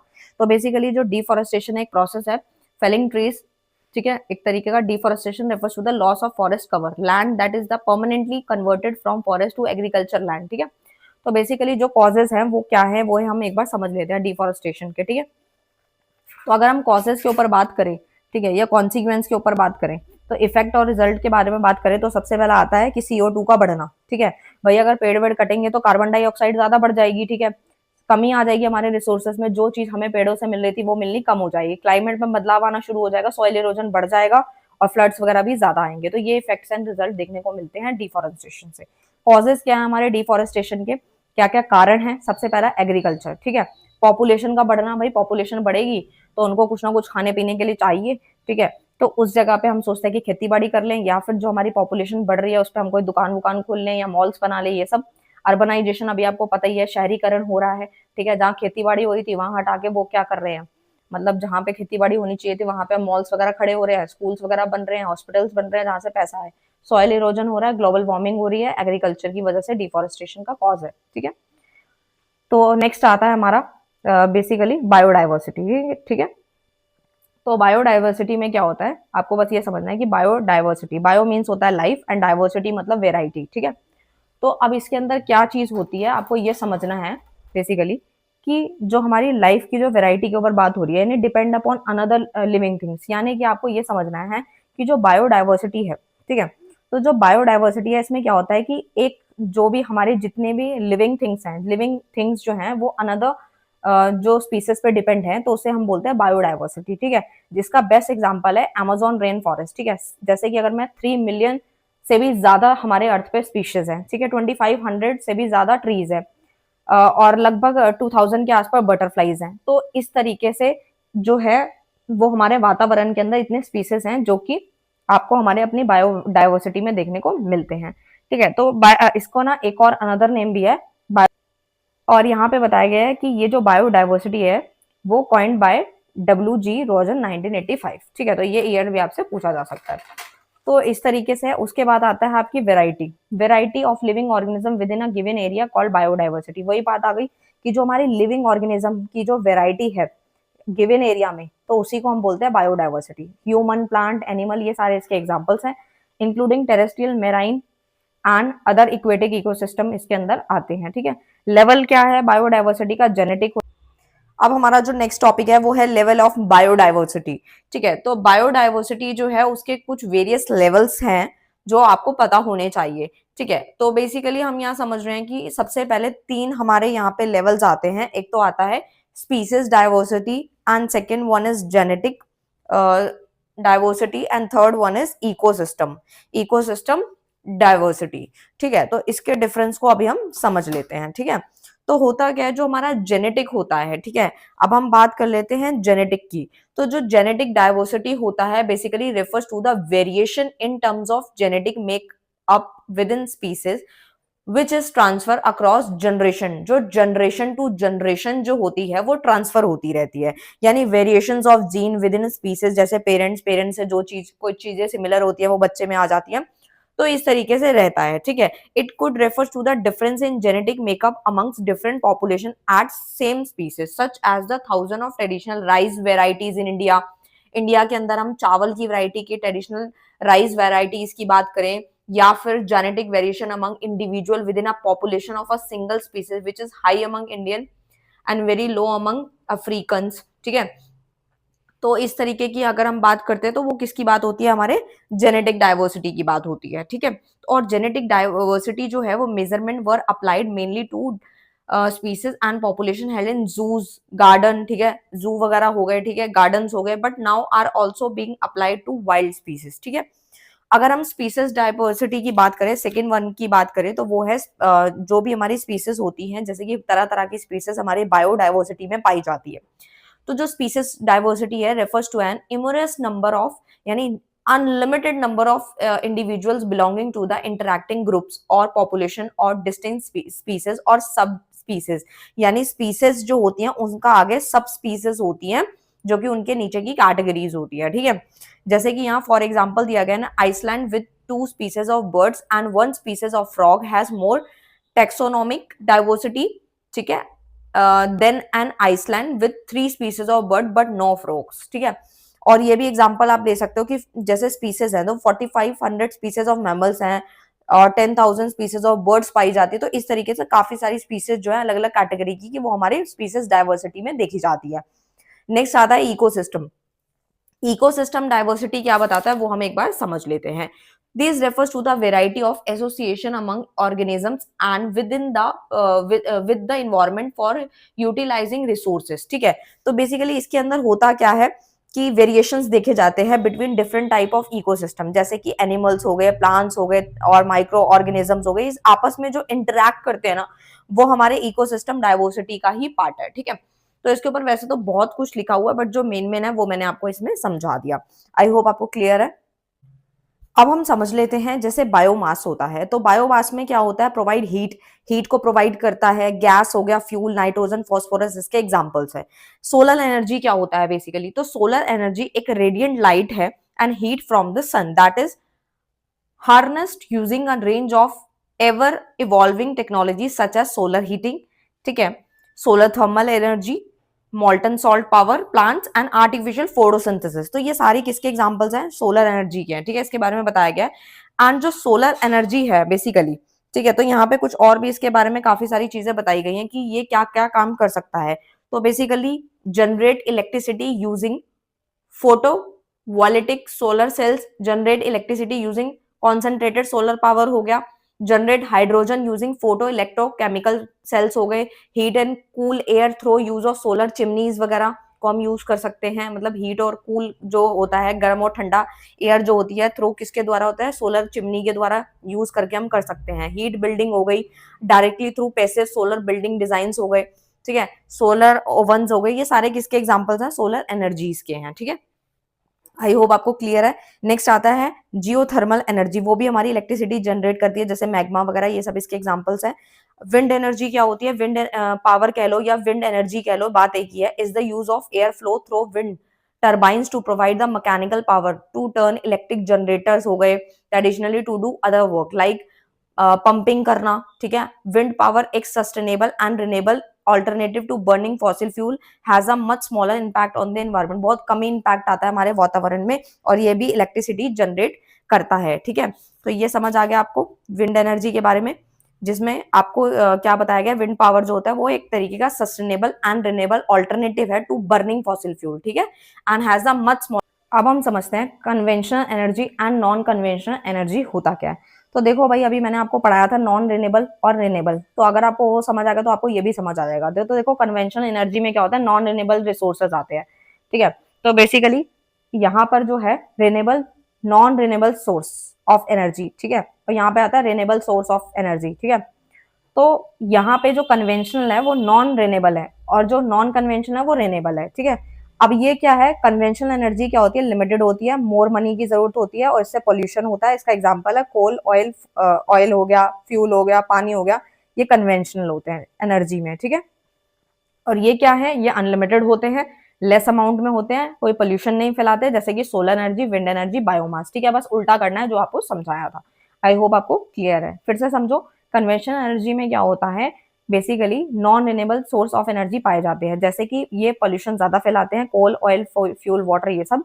और नॉन कन्वेंशनल में क्या होता है, ये कोई पोल्यूशन नहीं फैलाते, कम अमाउंट में होते हैं, अनलिमिटेड होते हैं, और ये wind energy, biomass, solar energy, ये सब सोर्स ऑफ एनर्जी होती है। आई होप आपको क्लियर है। नेक्स्ट आता है बायोमास क्या होता है। अब हमारा टॉपिक आता है man wild life conflicts, conflicts हो रहे हैं, यानी कि ह्यूमन जो है, इंसान जो है वो फाइट कर रहा है अपनी जरूरतों के लिए, लाइक लैंड, फूड, ये सब चीजें हैं। और इसमें क्या हो रहा है, डे बाय डे जो हमारी स्पीसीज है वो मरती जा रही है, ठीक है। यानी कि जो इंसान है वो, उसको खाने को कुछ ना कुछ चाहिए, तो काफी सारी स्पीसीज मछली वगैरह खा रहा है, जिसकी वजह से क्या हो रहा है, काफी सारी स्पीसीज मर रही है। इसलिए कुछ रूल्स एंड रेगुलेशन भी बनाए गए, काफी जगह जो है फिशिंग करना जो है बैन हुआ है। एंड इसका एक एग्जांपल मैंने लिया है, एलिफेंट डिस्ट्रॉइंग क्रॉप, जैसे कि जो हमारे हाथी वगैरह हैं वो क्रॉप्स वगैरह डिस्ट्रॉय कर रहे हैं, ठीक है। एंड लीपर्ड्स अटैक कर रहे हैं लाइफ स्टॉक्स पे, तो ये सारे कुछ इसके एग्जांपल्स हैं, ठीक है। तो इसमें होता क्या है, बेसिकली यही है कि जो हमारे रिसोर्सेज है, अगर डे बाय डे स्पीसीज खत्म हो जाएंगी तो हमारे जो रिसोर्सेज है बहुत लिमिटेड है, पॉपुलेशन बढ़ने की वजह से रिसोर्सेज में कमी आ रही है, स्केर्सिटी आ रही है, रिसोर्सेज बहुत लिमिटेड है, जिसकी वजह से यहाँ पे जो है जो लड़ाई चल रही है। क्योंकि आपको मैंने अभी कुछ देर पहले ये टॉपिक में समझाया कि मेन जो कॉज है वो पॉपुलेशन का है। जब तक पॉपुलेशन कंट्रोल नहीं होती तब तक ये सारी दिक्कतें चलती रहेंगी, क्योंकि अगर पॉपुलेशन ज्यादा होगी तो रिसोर्सेज में कमी आएगी, रिसोर्सेज में कमी आएगी तो लड़ाई झगड़े तो ऑटोमेटिकली होने ही होने हैं, ठीक है। और अगर लड़ाई झगड़े होंगे तो इंसान एक टाइम पे मर जाएगा और सर्वाइव नहीं कर पाएगा। फिर आता है नीड फॉर कंजर्वेशन बायोडाइवर्सिटी की, जो हमारी बायोडाइवर्सिटी है उसको कंजर्व करके रखने की क्या नीड पड़ गई। तो एक होती है ऑन साइट कंजर्वेशन, जिसको इन सितु बोलते हैं, ऑफ साइट को हम एक्स सितु बोलते हैं, ठीक है। तो बेसिकली जैसे कि इसके कुछ मीनिंग हम समझेंगे कि एक्चुअल में है क्या, ठीक है। तो ये आपकी बुक में भी दिया गया। इन सितु की अगर हम लोग पहले बात करें, मतलब इसकी बात करें, तो इसमें आता है the conservation of species is best done by protecting his habitat along with all the other species that live in it nature, this is known as in situ conservation, ठीक है। जिसमें आपको काफी सारे इसके एग्जांपल्स दिए गए हैं। जैसे बताया गया these should consist of network बनाते हैं, नेशनल पार्क्स हो गए, वाइल्ड लाइफ सेंचुरीज हो गई, ठीक है। तो बेसिकली ये इसके एग्जांपल्स हैं जो आपको समझ आ रहे होंगे यहाँ पर, ठीक है। National park, wild life sanctuaries, ये सब इसके आते हैं, ठीक है। तो और इसमें क्या आता है, ऑफ साइड में आता है, जैसे कि इसके एग्जाम्पल्स कौन कौन से हैं, जूलॉजिकल पार्क है, बोटेनिकल गार्डन है, ये सब इसके अंदर आते हैं, ठीक है। तो अब हम ये समझ लेते हैं कि एक्चुअल में होते क्या हैं, ठीक है। इनका एक बार डिफरेंस हम लोग देख लेते हैं। तो इन सितु कंजर्वेशन में क्या होता है कि the conservation of species is best done by protecting, वो लोग अपने प्रोटेक्ट करते हैं अपने हैबिटेट को along with all the species that live in the nature, जो कि नेचर में सर्वाइव कर रही हैं। अब आते हैं बायोस्फीयर रिजर्व पे कि ये है क्या। तो बेसिकली बायोस्फीयर रिजर्व क्या होता है, ये स्टैब्लिश हुआ था बेसिकली प्रोटेक्ट करने के लिए फ्लोरा एंड फोना को प्रोटेक्ट करने के लिए स्टैब्लिश किया गया था। और ये जो रिजर्व प्रोग्राम था वो स्टार्ट हुआ था बाय UNESCD इन 1971, ठीक है। जिसका मकसद क्या था, प्रोवाइड करना long term conservation of plants, animal, micro organism, जिसमें क्या है कि हमारे एनिमल्स हैं, जो प्लांट्स हैं, उनको कंजर्व करके रखना है सो दैट जो हमारी आगे की जो लाइफ है वो चलती रहे, क्योंकि ये बच फ्लोरा एंड फोना पे काम करेंगे, वो प्रोटेक्ट रहेंगे, तो जो हमारी लाइफ है वो आगे सही ढंग से सर्वाइव हो पाएगी, क्योंकि हम एक दूसरे पे निर्भर है। इसका एग्जांपल है सुंदरबन बायोस्फीयर रिजर्व, ठीक है। तो ये आपको क्लियर हो गया अच्छे से कि क्या है ये। और उसके बाद नेक्स्ट टॉपिक पे अगर हम आते हैं तो वो है हमारा पॉल्यूशन का, ठीक है। पॉल्यूशन की एक डेफिनेशन है। पॉल्यूशन आप लोग सब जानते हैं, जैसे आप अपने घर से बाहर निकलते हैं तो आपको बहुत सारा पॉल्यूशन देखने को मिलता है, गाड़ियों से जो धुआं निकल रहा है, या फिर फैक्ट्री से जो गंदा पानी है, गंदा जो धुआं वगैरह निकल रहा है, काफी सारी चीजें जो हो रही हैं वो आपकी पॉल्यूशन में काउंट होती हैं। Pollution is unfavourable alteration of our environment mainly due to human activity, कि इंसान कुछ ऐसी एक्टिविटी कर देता है जिससे गंदा वेस्ट या गंदा धुआं वगैरह निकलता है, जिसकी वजह से पॉल्यूशन क्रिएट होता है हमारे वातावरण में, उससे काफी सारी बीमारियां बढ़ती है हमारे एनवायरनमेंट में, ठीक है। अब हम ये देखते हैं कि जो हमारा नेक्स्ट टॉपिक है वो है पॉल्यूटेंट। पॉल्यूटेंट क्या है, a pollutant is a substance which create some unstable change in our environment, यानी कि पॉल्यूटेंट एक तरीके का सब्सटेंस है जो कि क्रिएट होता है सम अनस्टेबल चेंजेस, कुछ वातावरण में कुछ चेंजेस होते हैं जिसकी वजह से ये क्रिएट होता है, पॉल्यूटेंट जिसे हम बोलते हैं। और पॉल्यूटेंट दो टाइप का होता है, one is biodegradable and second one is non biodegradable pollutant. तो आपको बस इतना याद रखना है, बायोडिग्रेडेबल पॉल्यूटेंट क्या होता है, this can be broken down into simple substance, यानी कि हम इसको छोटे छोटे सब्सटेंस में ब्रोक डाउन कर सकते हैं, तोड़ सकते हैं। बट नॉन बायोडिग्रेडेबल को क्या होता है कि हम इसको सिंपल या सिंपलर सब्सटेंस में ब्रेक डाउन नहीं कर सकते। और इसमें क्या होता है, they can be recycle naturally, हम इसको रिसाइकिल कर सकते हैं नेचुरली, बिल्कुल नेचुरल तरीके से। The waste are made up of natural, और ये इंसान के द्वारा ही वेस्ट जो है प्रोड्यूस होता है। जैसे गार्डन का वेस्ट है, पेपर है, ये सब चीजें हम कॉपी यूज करते हैं, पेज फाड़ के फेंक देते हैं, ये सारे हो गया। या फिर कोई और हमने कुछ कागज यूज कर लिया, गार्डन का वेस्ट हो गया। ऐसे बहुत तरह के जो इसके अंदर एग्जाम्पल्स जो है आप देख सकते हो, आपकी बुक में दिए गए हैं, ठीक है। और इसके अंदर जो है इसका मैं एग्जाम्पल आप लोगों को बताऊं तो बायोडिग्रेडेबल पॉल्यूटेंट की अगर मैं बात करूं तो उसमें आ जाता है आपके paper, garden waste, domestic sewage, आर्गो वेस्ट हो गया, फर्टिलाइजर्स हो गई, ये सारे इसके एग्जांपल्स हैं, ठीक है। तो ये जो है ब्रोक डाउन हो सकते हैं, ठीक है। और नॉन बायोडिग्रेडेबल में क्या आता है, जैसे मेटल है, प्लास्टिक है, etcetera, this can not be broken down, इसको आप सिंपल सब्सटेंस में तोड़ नहीं सकते, जैसे प्लास्टिक को, मेटल को, ये सब दे कैन रिसाइकिल नेचुरली, इसको आप रिसाइकिल नेचुरली नहीं कर सकते। The waste are made up of synthetic material, ये सिंथेटिक मटेरियल की वजह से ये वेस्ट जो है वो उत्पन्न होता है, ठीक है। इसमें ये जो है यहाँ पे समझाया गया है कि these remain in unchanged from the environment, ठीक है, अब for a very long time, such as pesticide, heavy metals, rubber, nuclear waste, ये सारी चीजें आती है। Plastic also fall in the same category, इसी कैटेगरी में वो पाया जाता है, ठीक है। तो बस इतना सिंपल सा समझना है कि जो ब्रोक डाउन हो सकता है सिंपल सब्सटेंस में वो बायोडिग्रेडेबल है, और जो नहीं हो सकता वो नॉन बायोडिग्रेडेबल है। आई होप आपको क्लियर है। नेक्स्ट आता है इन्वायरमेंट पोल्यूशन कॉजेस, कि भाई हमारे वातावरण के अंदर जो इन्वायरमेंट पोल्यूशन बढ़ता जा रहा है उसके क्या क्या कॉजेस है, किस वजह से हमारे वातावरण में पोल्यूशन बढ़ रहा है। डिफॉरेस्टेशन, पेड़ों का कटना, ठीक है। भाई पेड़ कटेंगे तो आप सोच सकते हो कि पेड़ कटने से क्या होता है, बहुत सारी समस्याएं पैदा होती हैं, ठीक है, डिफॉरेस्टेशन होना, ठीक है। तो ये एक सबसे बड़ा रीजन है डिफॉरेस्टेशन इसका।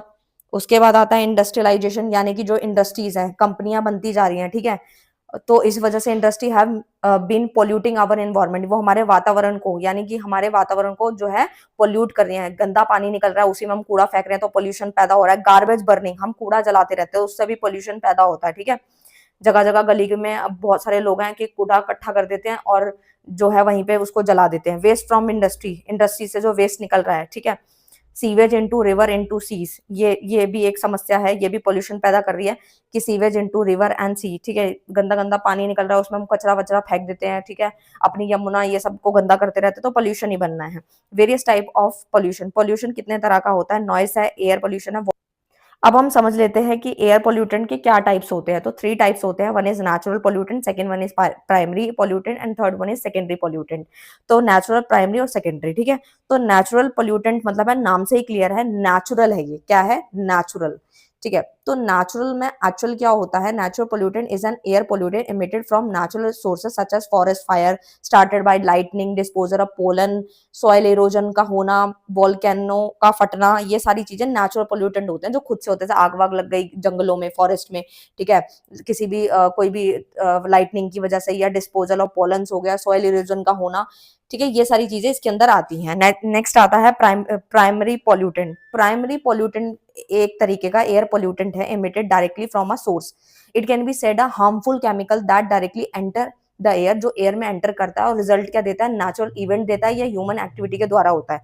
फॉर एग्जाम्पल व्हेन कोयला जो होता है, ऑयल है, नेचुरल गैस है, वुड का बर्न होना, जलना, कार्बन डाइऑक्साइड या फिर कार्बन मोनोऑक्साइड आर फॉर्म, उससे कार्बन डाइऑक्साइड फॉर्म हो जाती है, कार्बन मोनोऑक्साइड फॉर्म हो जाती है, ठीक है।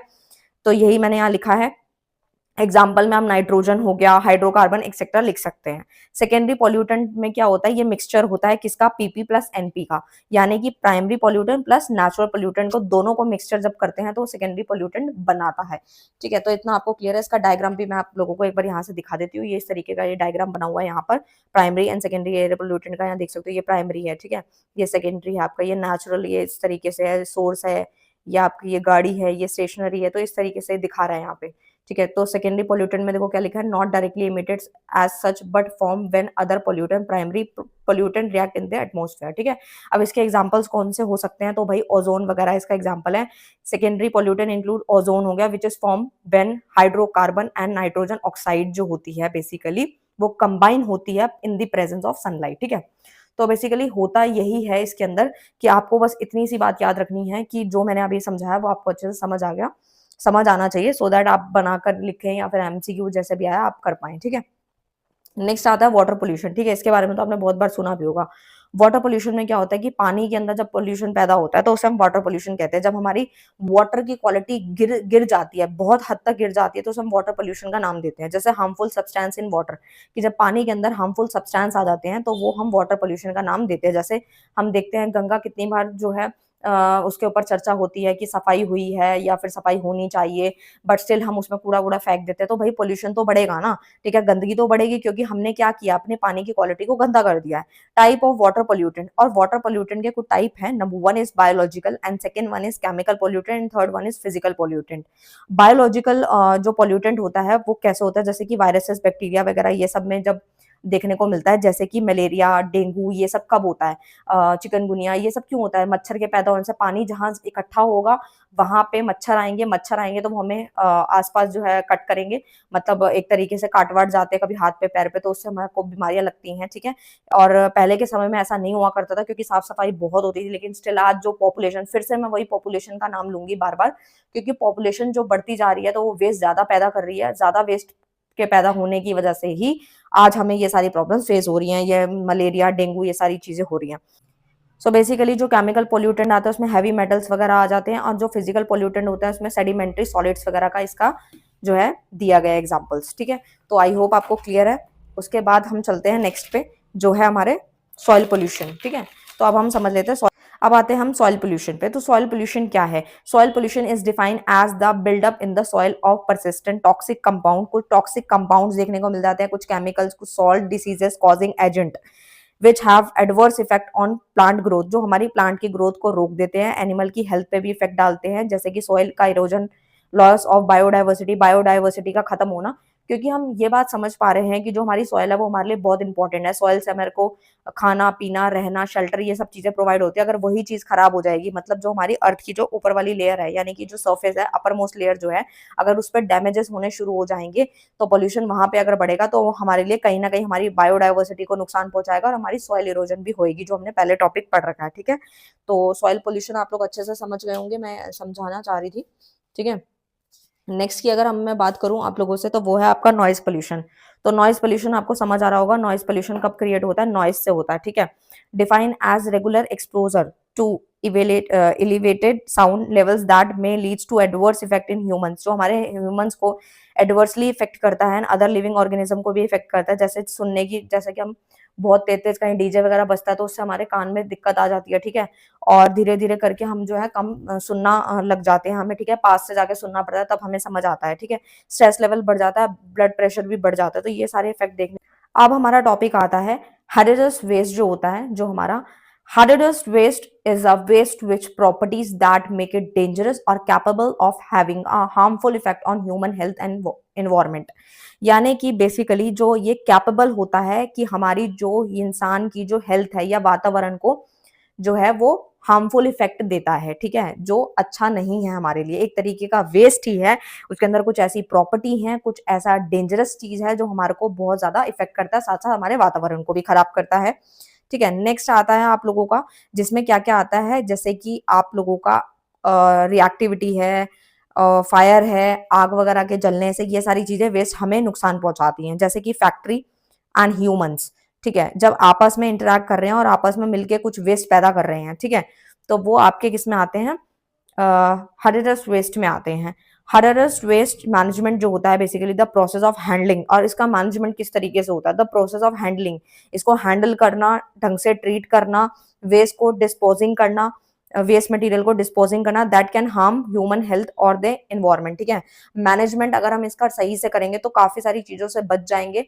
ठीक है, तो ये जो मैनेजमेंट है वो करना बहुत इंपॉर्टेंट है, यानी जो फैक्ट्री से और जो घरों से जो वेस्ट आ रहा है उसको अच्छे से मैनेज कर लेंगे तो टाइमली बात बन जाएगी, नहीं तो वो हमारे लिए इफेक्ट करेगा और हमारे वातावरण को भी खराब करेगा। नेक्स्ट आता है जो कि बिल्कुल लास्ट है, उसके बाद हमारी ये पूरी बुक समाप्त हो जाएगी।